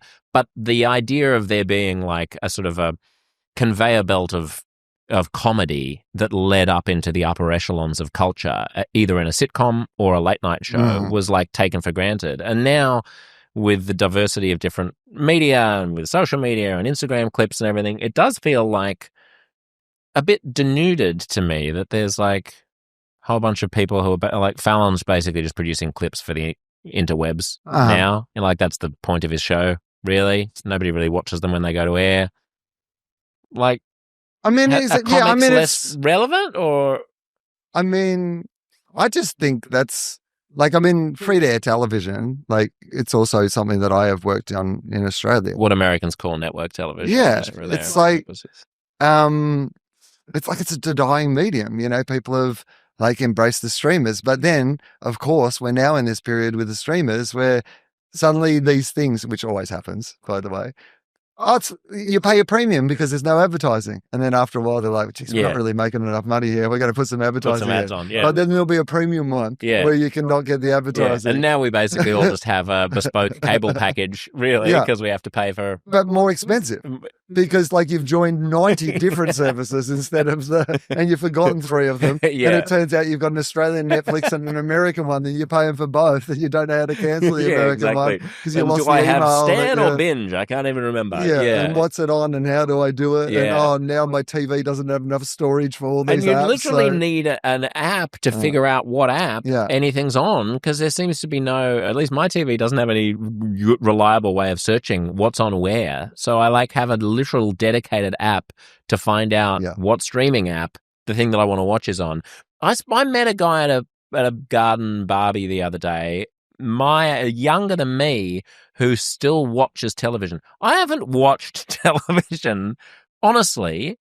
It would be at least since my kids were born, so 8 years since I turned on a television and just like watched whatever was on or like just flicked around, unless I'm traveling and I'm in a hotel room and I'm just bouncing between CNN International and BBC or something because there's nothing on.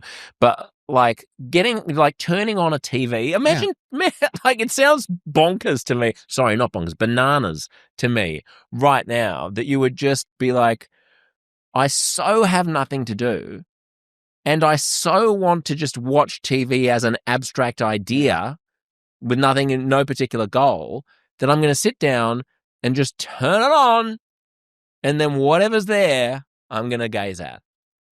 I know. Bizarre. And yet, like, we're all doing this. Is having more choice, like, always a better thing, right? Like, we're seeing it more and more in businesses, and I actually quite like it, is the idea of just do one thing well, right? Yeah. Like, we're a place that does, like, these sandwiches or these cakes. It's your little restaurant again. Like, that just does its job. Just do this well. It doesn't have to be. But also a broader thing, which is that the idea of something being unique, like it almost has to come with the idea that, like, it's always growth that leads to things becoming less unique, right? more universal is the way that you would put it, right? Which is the reason that you can now walk into a cafe in Sydney and a cafe in Japan, and if you didn't look outside the window, you wouldn't be able to identify which of the cities you're in, because the cafe you're in looks exactly the same, because there's been this standardization of culture across social media, and a lot of it has been for the idea of it just be expanding. Like people crave for familiarity, and it's what the big chains have done, and that's happened now through social media with even smaller businesses, so that you just don't have anything that's unique, or the minute it is unique, it's on social media, so therefore someone else is then doing it. It can't remain special because of the very nature of it. Like it almost requires you to fiercely guard how small it is to keep it being, special. Yes, but don't you think that streaming? I totally take that point, and that's one of my great. It's dismaying to me that the sort of homogenization of the world and the corporatization of everything and the genericization of everything. But also, wasn't there something nice about when we all used to watch something at the same time and then go into work the next day? Well, that's what I was alluding to with the comedy thing as well. I mean, there was something special and unifying about coming to school, and everybody had seen Seinfeld the night before, or at least the cool kids had seen Letterman as well. And now who knows what? There are very few things, but the things that are on streamers. Like the cultural touch points, at least in our elite little bubbles, they're there. Tend to be things like Succession or White Lotus or something. But then you have to tap back into the broader social media infrastructure to have those discussions or debates or whatever, and you have to be like, everyone's watching this at the same time, or now I have to avoid those places to avoid spoilers. Oh, I see. Of that yes, they're not like, doing it at the same time, yeah, but at least they're in the. Yes, no, that's true. Yeah, I mean, the only thing that people watch at the same time anymore is sport and reality television. Occasionally, if there's like a finale of The Bachelor or something like that, things that you need to see in real time to avoid. But I don't think that I don't quite agree with your implication that I think you were implying about there being a diminution of quality as a result of no longer channel surfing. I mean, I think quality of experience, not quality of content. Like the pod of the content. Because when you think, of course, there's more content, and of course, having more choices in theory is a better thing, right? Like there's more chance that there's good things. But is there a point by which we actually lose our capacity to make a choice at all? The idea of I the old understand DVD shop where you would you get 7, like you'd have time in the week to watch 7 movies. Yeah. Like, which is probably still the amount of time. Like you probably don't, like there's not a week where I've watched 7 movies. No way. So if I had a real serious think about, like a psychologist once said to me that I buy books for the person I want to be, not for the person I actually am, because I have enough unread books. Like if you came to my house, you'd go, oh, this is a well-read guy. What you would actually not know is this is the guy who loves buying books. Yeah. Someday I'm going to get around to Middlemarch. Right. Yeah. That Proust is definitely going to be read next week. This is definitely, like, it's a list of topics I thought I'd be interested in. Yeah. No, totally. Me too. And so if I had a realistic thought about my life, instead of wandering around the bookshop that is the internet, if I just went to my shelf and I chose one of those books and I sat in my chair and I read a book, is there an argument to be made that that is the better experience for me to be encouraging? That I already have the books. That one streamer has enough shows. Choose one and watch it and think about it and talk about it with someone else. Like, this is the thing about that. And don't worry, I'm the same as everybody else. Next episode. But there was something built into the weekly thing that required of us to, like, if Lost came along now as a bingeable show, would people talk about it in the same way as they talked about it when it was? That's gone, unfortunately.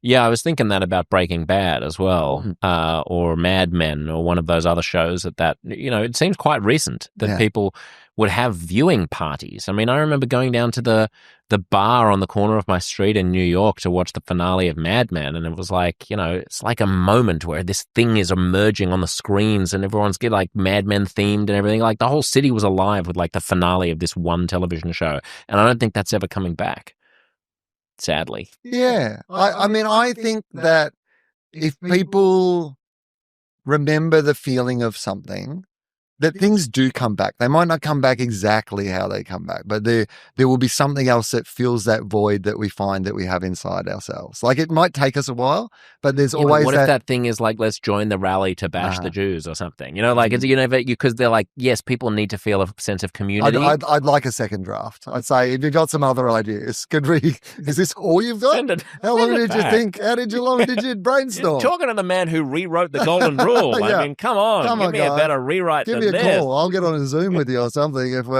this is all you got. But I do think... I think you'll enjoy, by the way, I'm not meaning to distract you, but I was once in a pub where a woman told me an awful anti-Jewish joke. Please.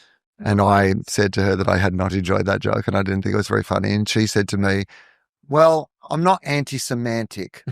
And I enjoyed the irony that semantics are the word for the correct usage of language. And in that moment, I was like, well, your first joke wasn't good, but this one you've just done is actually very sophisticated comedy. This is... yeah, that's good. I just lost my train of thought now with that anti-semantic joke, but I quite liked it. Do you flick around? Do you just get... you don't turn on a television? Oh, no, I know what I was going to say. Do things with intention. Do things with intention. I like it. And when you're doing your television show, you must be thinking of it as, like, even though it's on a free-to-air channel and some people are just randomly catching it and other people are tuning in for it, you want it to be as good a little unit of its own as it can be, and something that people would want to revisit and binge and will someday... I mean, I think that about this show as well. It's like, it's great if people are listening to us as soon as this drops. But the only person listening to this right now is AI to train itself so they can replicate this conversation in the future. But you know, you want it to be interesting enough and stimulating enough as its own little But is there too much content for anybody to ever revisit anything? I think about that. No, I don't even mean revisit. That if someone stumbles upon it in 4 years' time, and, you know, they've only just discovered the podcast and they go back and listen to it, like, you want it to be...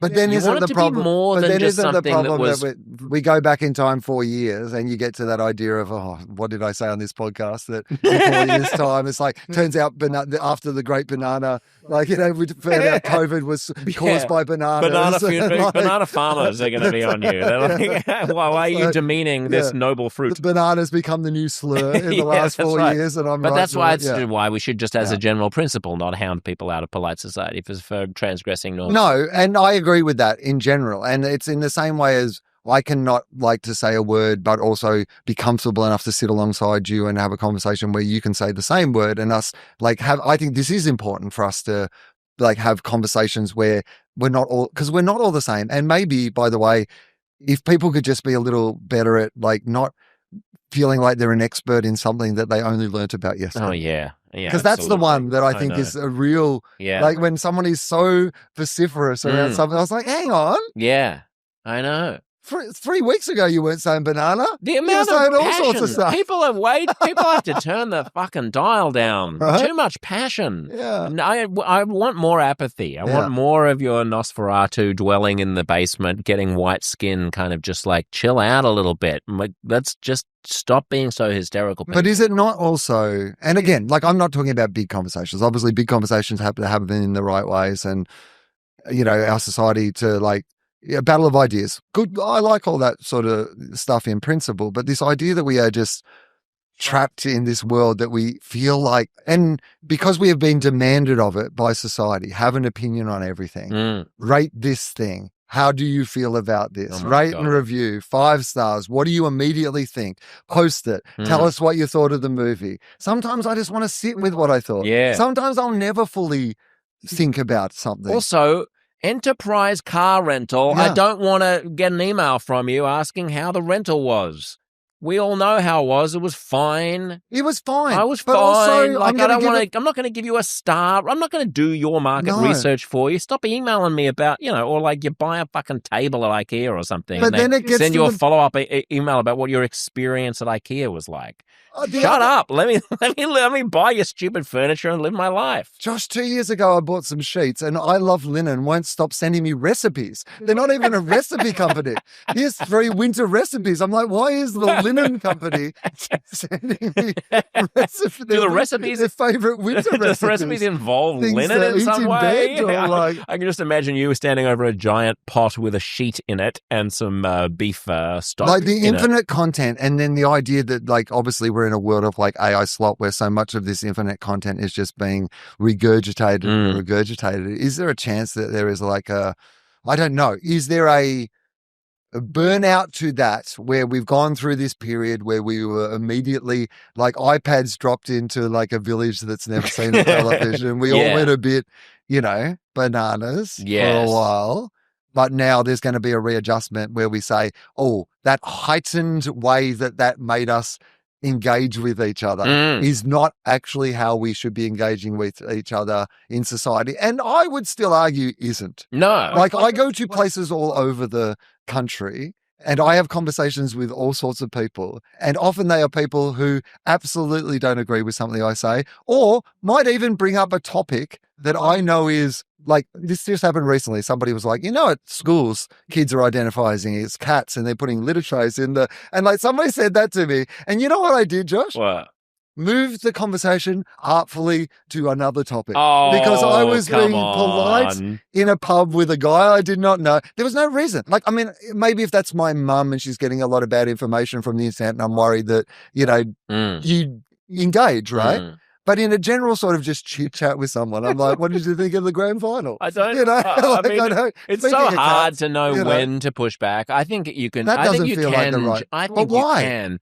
Because it contributes to an environment in which people are more susceptible to anti-trans messaging if they believe that. I just don't think it did in that society. Like right then it doesn't. No, right then it doesn't. But if that guy knows that when he says stuff like that, then people like you say, I think that's an urban myth, mate. I don't think, just in a pleasant way. Like, I honestly don't. Like, I've heard that a million times from a million places. They've never been able to track down it actually happening. It's not.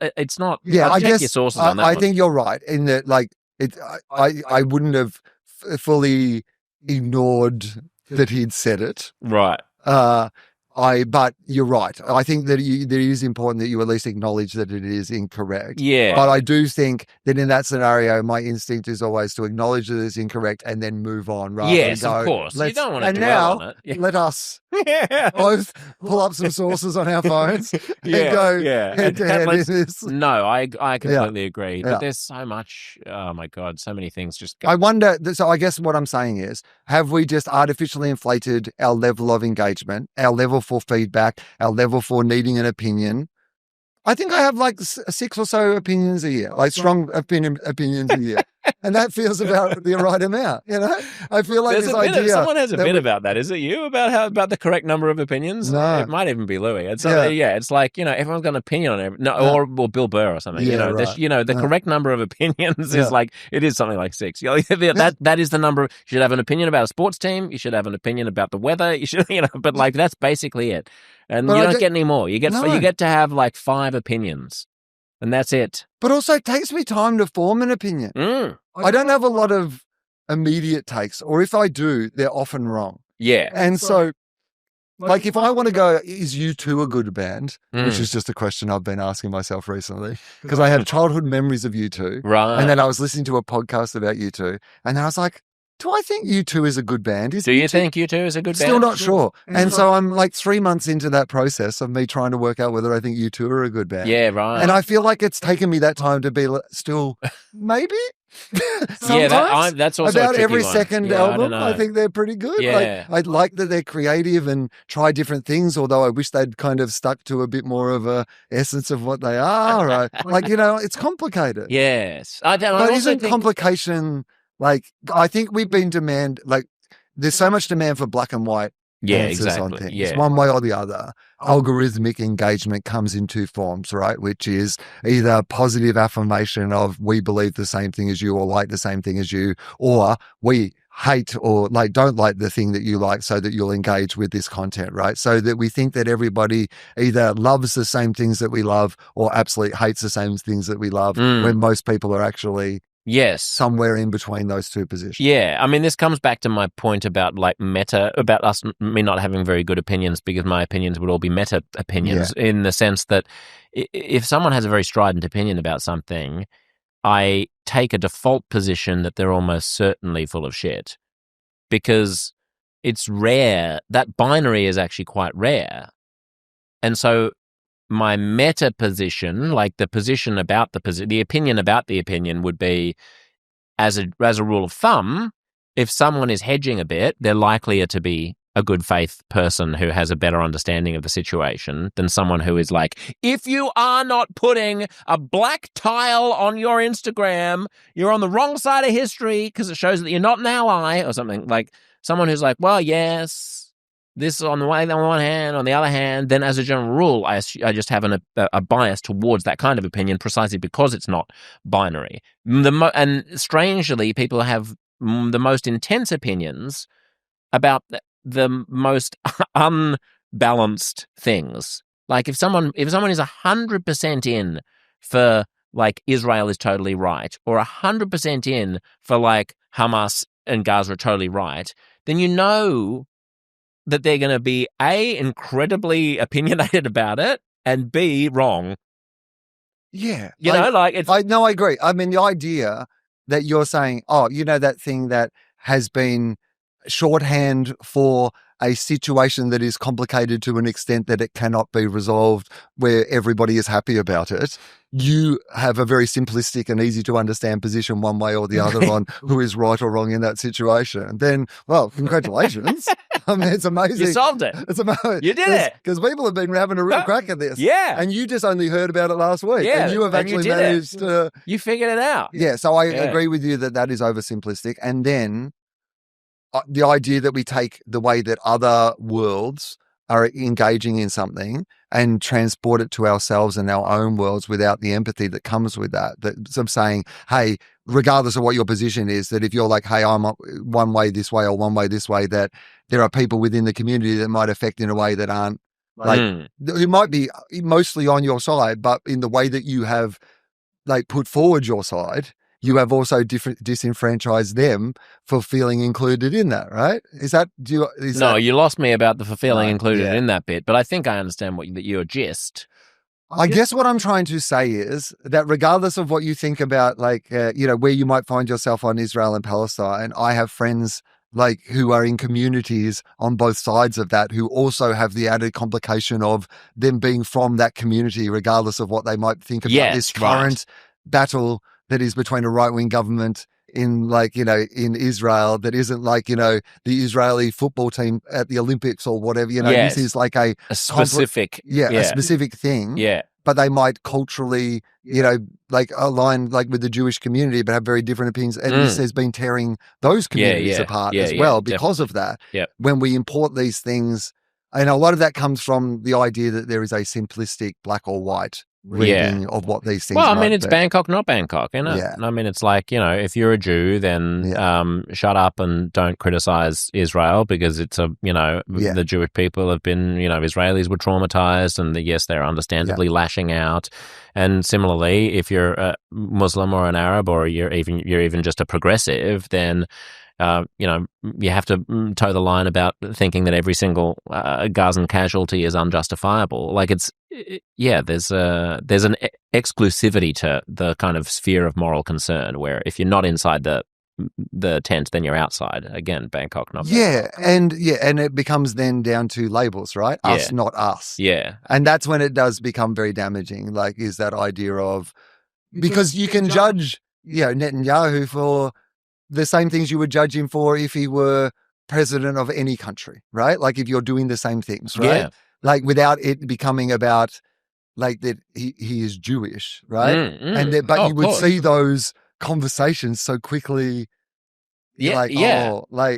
Yeah, like everything you're saying to here is absolutely right. And then when you put that label and vice versa, like it would happen on both sides. Yeah. But it would become about the us and not us, as opposed to the idea that there are various degrees of those things. Yeah, also. I mean, you're also reminding me a little bit of the point that Tim Minchin has made so well about like it's interesting to note who we give sympathy to and who we give agency to when we think about the hierarchies and justice and whatever that.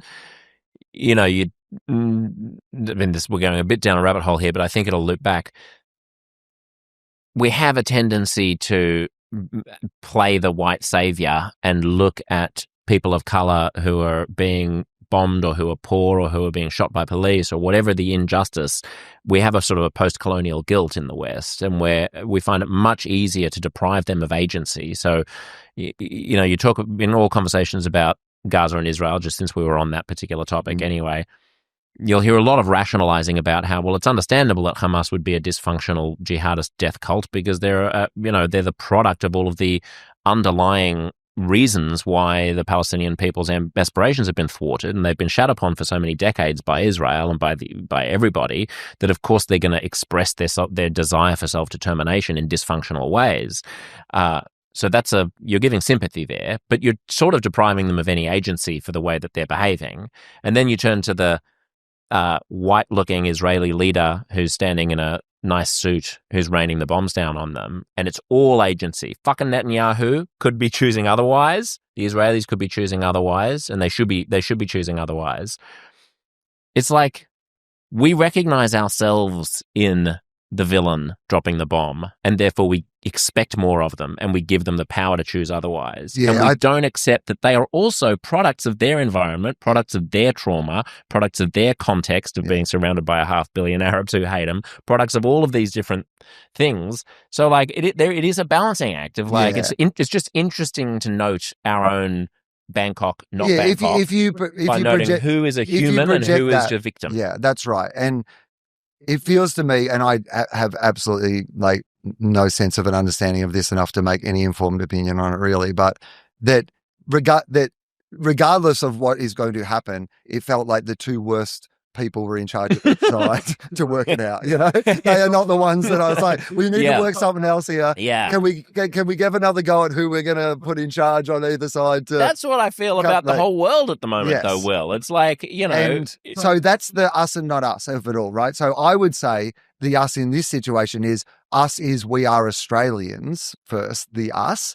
So I would firstly think about, in our community, are we caring for the people on each side of this and the ramifications in our local community in a way that is firstly about us and our community here first before we think about it, letting something that's happening overseas divide us on the streets here at home, I guess. Yeah, absolutely. But it depends where you define your us and not us, right? But it's also not like we're going to solve the problem over there. If we can just get more people to march across the harbour bridge in support of Palestine, then that's going to solve the problem. It's like, keep this society cohesive as much as we possibly can, and then let the fucking Middle East figure out the Middle East. There was a great line by there was an Israeli general who was a more pacifistically minded person, not a Netanyahu hawk, who said, you have to remember, it's not us against them. It's some of us and some of them against some of them and some of us. And I think that's a nice way of blowing up the Bangkok, not Bangkok. Yeah. And I think sometimes that applies to the crisis of liberal democracy at the moment as well. It's not actually left against right. Yeah. It's those of us who want to treat each other with respect and sanity and reason and a sense of decency about the rules of the game in this multicultural, liberal, democratic, society that we have created.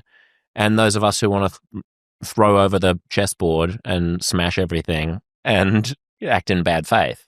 And there are people like that on both sides. Yes, there are. And often, depending on what your personal world perspective is, that the people who are willing to, throw over the table and say this is not right are the ones that you admire if they're doing it on behalf of the things that you believe in, right? No, not me, but I'm a freak. I actually uphold the principle of the game. But I understand what you're saying as an intellectual argument, and I would love to have that same, and I would like to apply that intellectual rigor to my own ideas before I express them in the way that I've thought about. But am I in that moment going to be, yeah, good on them. I'm glad that they did that, because they believe what I believe. Yeah. And that's part of the problem, right? Which is that we encourage that sort of thing when it is. Well, also, we talk in existentially terrifying ways. I mean, I think social media, I think one good thing about you being off social media is that it doesn't make you as apocalyptic as everybody else, which is like the stakes have been heightened so much that, of course, you're going to support the person pushing over the table and smashing everything as long as they prevent the other side from destroying the world. And the right thinks that the left is just sending the drag queens into the libraries to groom kids to change their gender. But that's what I mean about that algorithmic function of extremes, which is that one side thinks that, the drag queens are being sent in to convince all the kids that they need to be trans. And then so there's a response to that thing that isn't true in the first place. And then, of course, there's a response to the response because everybody's responding, eventually there's going to be a bad faith actor or someone who crosses a line or somebody who can be held up as the example of all people are of the, that's the coverage I saw of that Charlie Kirk thing was the coverage of people being sacked for their reactions to the news, right? Right. And the thing that I thought when they showed them on the news was there was like 4 of them, and I was like, that feels. I feel like you could find 4 of anything. Yeah. It doesn't matter what person you nominated or whatever. If they died, you'd find 4 people who said something bad taste about them. How do you think about? Just making me think about legacy and death and like religion and stuff like that. Have your thoughts about the purpose of life and the nature of consciousness changed over the course as you've gotten older? It's interesting. Like I love talking about like why we're here, but I've got no closer to having any understanding of why it might be. In fact, I think I've got further away the more that I hear what other people's opinions about it. What did it used to be?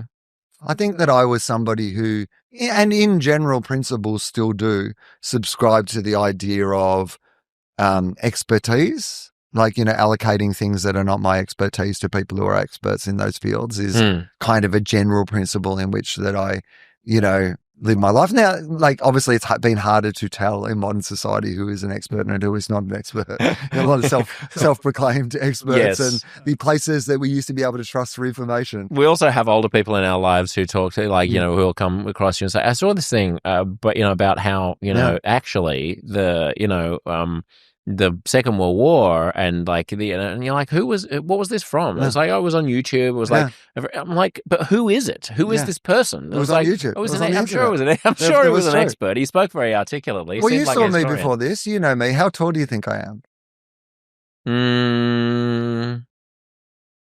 6'3". Yeah. Okay. So what's that in centimeters? Do you know? No, it's like 190 centimeters or so, right? So if you look on the internet right now, it'll come up that my height is 1.81 or 1.83, depending on which website you go to. Okay. Because for some reason, the internet has decided to just take a punt on that.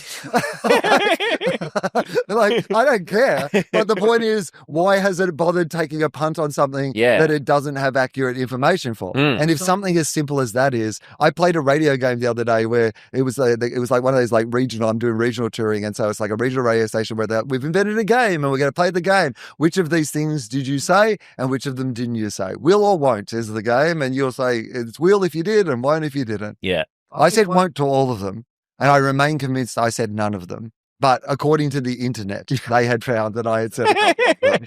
And I know. They were just things that I think AI had taken from other... Probably. Because they had that feel of jokes and stuff, but just not the feel of things that I had ever said. And pretty soon there's going to be audio of you saying them, whether or not you said them as well. And video pretty soon of you saying them, whether or not you said them, that even you're not going to be able to tell the difference of. So that's why when I walk into that room with that 150 people who are all there just to make a show, there's still some form of control in that. You can feel that idea of here we are, stripped down to what I first saw this to be, which is someone just on stage armed with nothing more than their imagination, just trying to because that's what it means to be a human to me. So I think we are just an accident in the corner of the universe, and evolution happened in the right sort of the way that we all became what we are. But okay, if that is true, that's the previously on McLeod's daughters. That's the yada, yada, yada, right? However we got to here, we're here. And to be honest, McLeod's Daughters was an Australian drama. Sorry. It was a long-running Australian soap opera. You're saying that all of that, even if we are an accident, that's like the what does it matter? Previously on. Yeah. What does it matter? Yeah. Because who we are now, like the world from when the internet was invented till now, which is only 20 years ago, right? Like, well, 25 years ago. Right? Like, I'm pretty sure the internet was invented in the 1980s. Ago. Okay, 1991 or whatever. You're older than you think, Will. But that's what I meant. Like, so half my life. But like, I think Google was like 2000 or something, right? Like, so social media and the internet as we know it, not that technology itself, not the information superhighway, but what we consider be this like global connection, which is kind of like when Google starts, like, so early 2000s. That's half my life. So there was a whole world, like, most of human civilization, that theory that like, if you talk about like what we're on like the last page of a 600-page book or whatever it is at the moment. Tim Urban has this great analogy about, if every 1,000 years is a chapter of a book, and, then, each page is like 250 years or something, and you start at the dawn of Homo erectus, or you even just start at the dawn of farming, like 20,000 years ago or something like that. And so if you started the internet, or if you started AI, we're like literally on the last line, like the entire past century, like everything since 1900 or something is on the last page or page and a half, and or we're at the end of the old bit and we're at the start of whatever the new bit is, like you know what I mean, like whatever this next thing's going to be, because there might be technology that's going to happen now that will change what it feels like to be a human being, or what we consider to be a human being. Like, one of the interesting things about this AI revolution for me has been, I mean, obviously it's in medicine and technology, there's obviously a lot of it being used already, and there's great possibilities that it'll be great for what it means to be a human. In the other way, the stuff you see online, the fancy, this is what it used to look like to create this thing, and now this is what it looks like. I wonder how quickly we get bored of the fact that we can just do anything. Yeah. Because we were watching an ad on Gruen where there was like a realistic looking octopus on the bottom of the ocean ballroom dancing in this advertisement.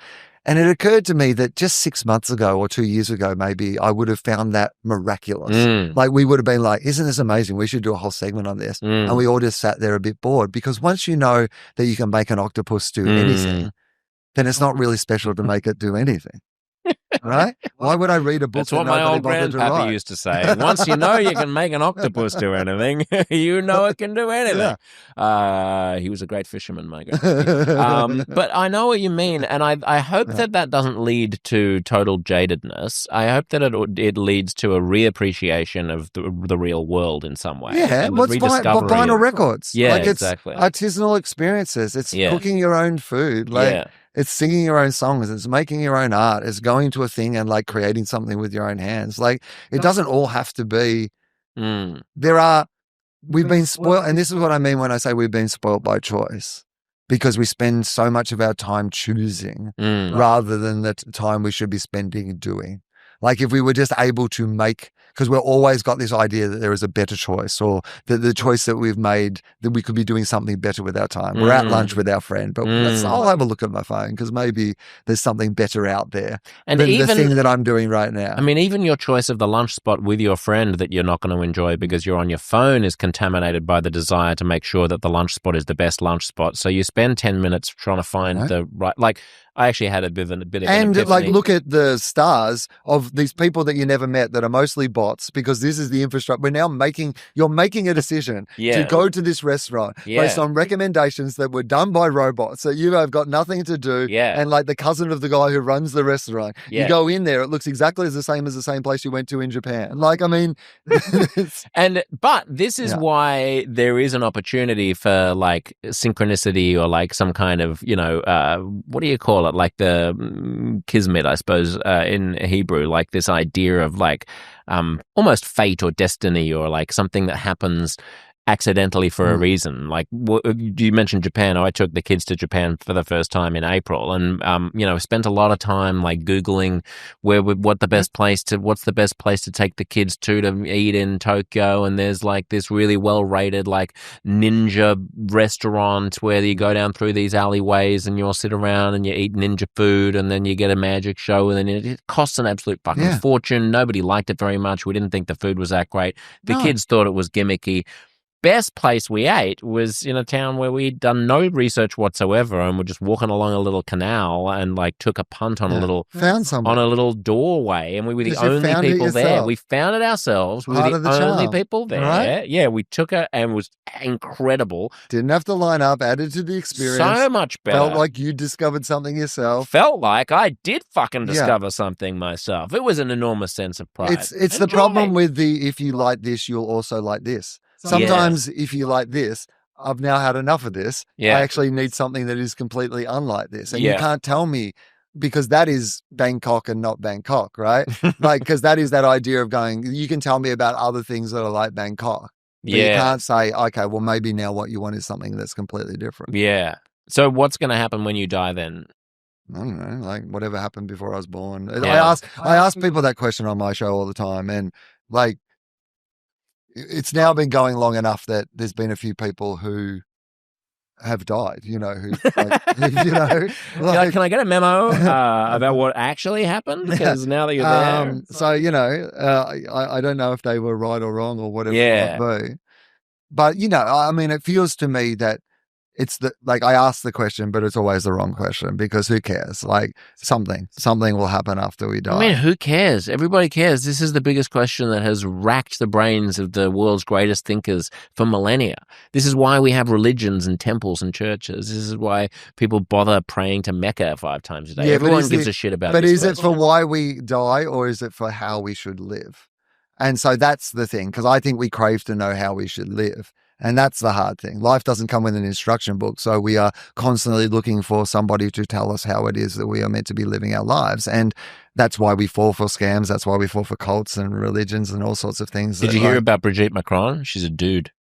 Because people want to be involved in a community. They want to believe something. They want to be told that there is someone in charge of the world and it's all a conspiracy. And the reason that things aren't going well for you is because the French president is married to, you know what I mean? Like that I understand why these things exist. I understand why we found ourselves in the place that we want to, you have a community of people who watch and listen to this show regularly, and they might not ever meet each other. They might not go to your Substack and talk to each other. Some will. Some will be actively involved in the community and know each other, and they'll have their own side relationships that you actually don't have anything to do because they met in the chat on one of your topics and they had an argument with each other, but then became friends and went off and did. But you don't have any control over that. That is just a thing that passes by your life. Like the idea that I guess I would like to know in a way, like what life is meant to be about, I guess, but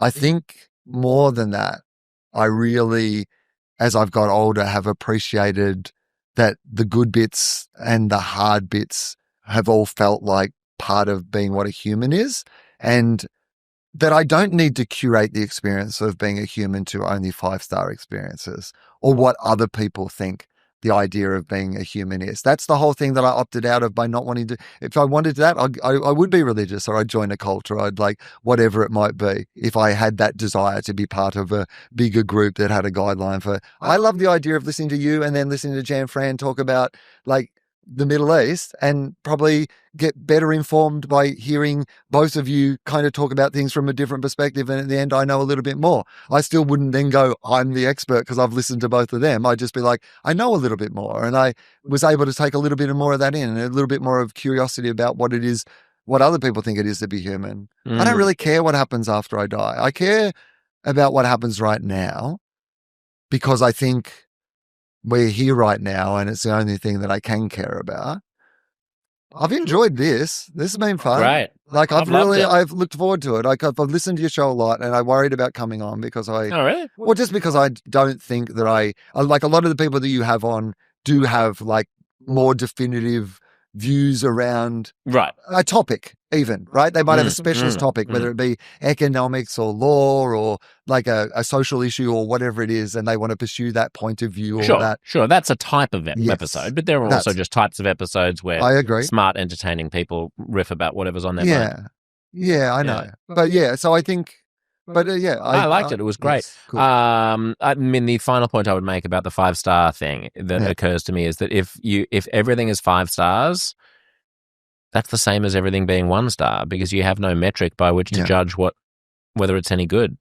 You know, it's like there's some old Eastern saying about how a life with no darkness has no light. Like, it's only in the shadow that the light makes sense. It's only in the contrast to the night that day is day. If there was no night, then day wouldn't be day. It'd just be nothing. You know what I mean? It's like you need the ups and downs in life. You need the negatives in order for the positives to shine. But also, it's okay for things just to be enough. You know? Like, not everything. A less poetic way of putting it, but yeah, it is. Like, sure. Most of life is just things that are good enough. And this idea, if you're lucky, if you have a good life. Put that on a bumper sticker. If you have a good life, most of your life are things that are just good enough. Yeah. Right? Are you okay? And that you had support around you when things were tough. Yeah. That is like a life well lived. This idea that everything must be supersized excellence, that everything is measured by the amount of followers or dollars or blah, blah, blah, or whatever, that is a thing that everyone should aspire to without the judgment of it. I'm not saying that these are things that people shouldn't be aspiring to. What I think is a problem is when you read about the idea that, like, you know, when you're talking to kids and whatever, and like, you know, however, a very high percentage of them want to be famous or on social media or whatever, where you just say to people, it's the only option. I hate these conversations when we say, oh, yes, okay, you might not like the comedy of, you know, Bill Burr or whoever it might be, but, you know, you might love Maria Bamford. Because one exists, it doesn't mean the other doesn't have to exist. Yes. And so often we think about this world as if there are limited. There's a finite number of people. Right? Yeah. If I like Bill Burr more than Maria Bamford, then there's no room for Maria. It's not a competition. No, well, it is a little bit, but it's also fine for them both to exist. I don't know if it is though. Like, I mean, I guess I understand what you mean, like that in some sense it can be viewed as a competition, but in many senses, if Bill Burr brings, I remember Chris Rock, when Dane Cook was blowing up big on MySpace, probably the first person who really used virality to build their career. Like, does it all go back to Dane Cook? Is that the documentary? He was patient zero. It's all Dane's fault. We go back and like whatever that thing was that new hand signal he invented and all the people. Oh my God. It's all Dane Cook's fault. But he had that idea of like, you know, communicating with people like early on, and he was judged by a lot of the comedy community because everyone's like, oh, he's teenage, like it's all teenage girls that are his fans. Chris Rock, I remember saying, yeah, but those teenage girls are not going to be teenage girls forever. And if they like comedy when they are teenage girls and they then end up liking comedy, they will end up going, who else is in comedy and what other comedy is there? It's a very healthy way of looking at it. Yeah. And I do think that about podcasting as well, because I think like everything at some point, coming back to the streaming conversation, is going to be podcasts. I mean, even podcasts, I don't even call this show a podcast unless I'm telling someone to get it on a podcast app, because it's just a show. I mean, some people watch it on YouTube and some people, I mean, like, it's just content, right? And so... Well, can I tell you an interesting thing about podcasting? Yes. That we found. So we did a little experiment for a while where if I went on someone's podcast, we would say, or vice versa, we'd just say, hey, we'll put it up in our stream as well. After you, so if it's your show, we'll say, but we'll put it up in our stream as well. And then just let us know what the numbers are like compared to like what a normal episode is versus, and we did a little experiment for a while and found that there was no drop off from putting it in two different feeds. Like there wasn't that idea. You'd think that if you split it, it would mean that fewer people would eventually listen to one of them. Listen to it. Yeah. But there were people who would just only listen to the conversation that you or I had in your infrastructure. They would never come over to, or vice versa. Yeah, no, I mean, I think the pie is infinitely, well, not infinitely. The pie has it can grow a lot larger. Yes. And if the pie is growing, then everyone should be happy. All right, on that happy note, thank you, Wil. Lovely to talk to you.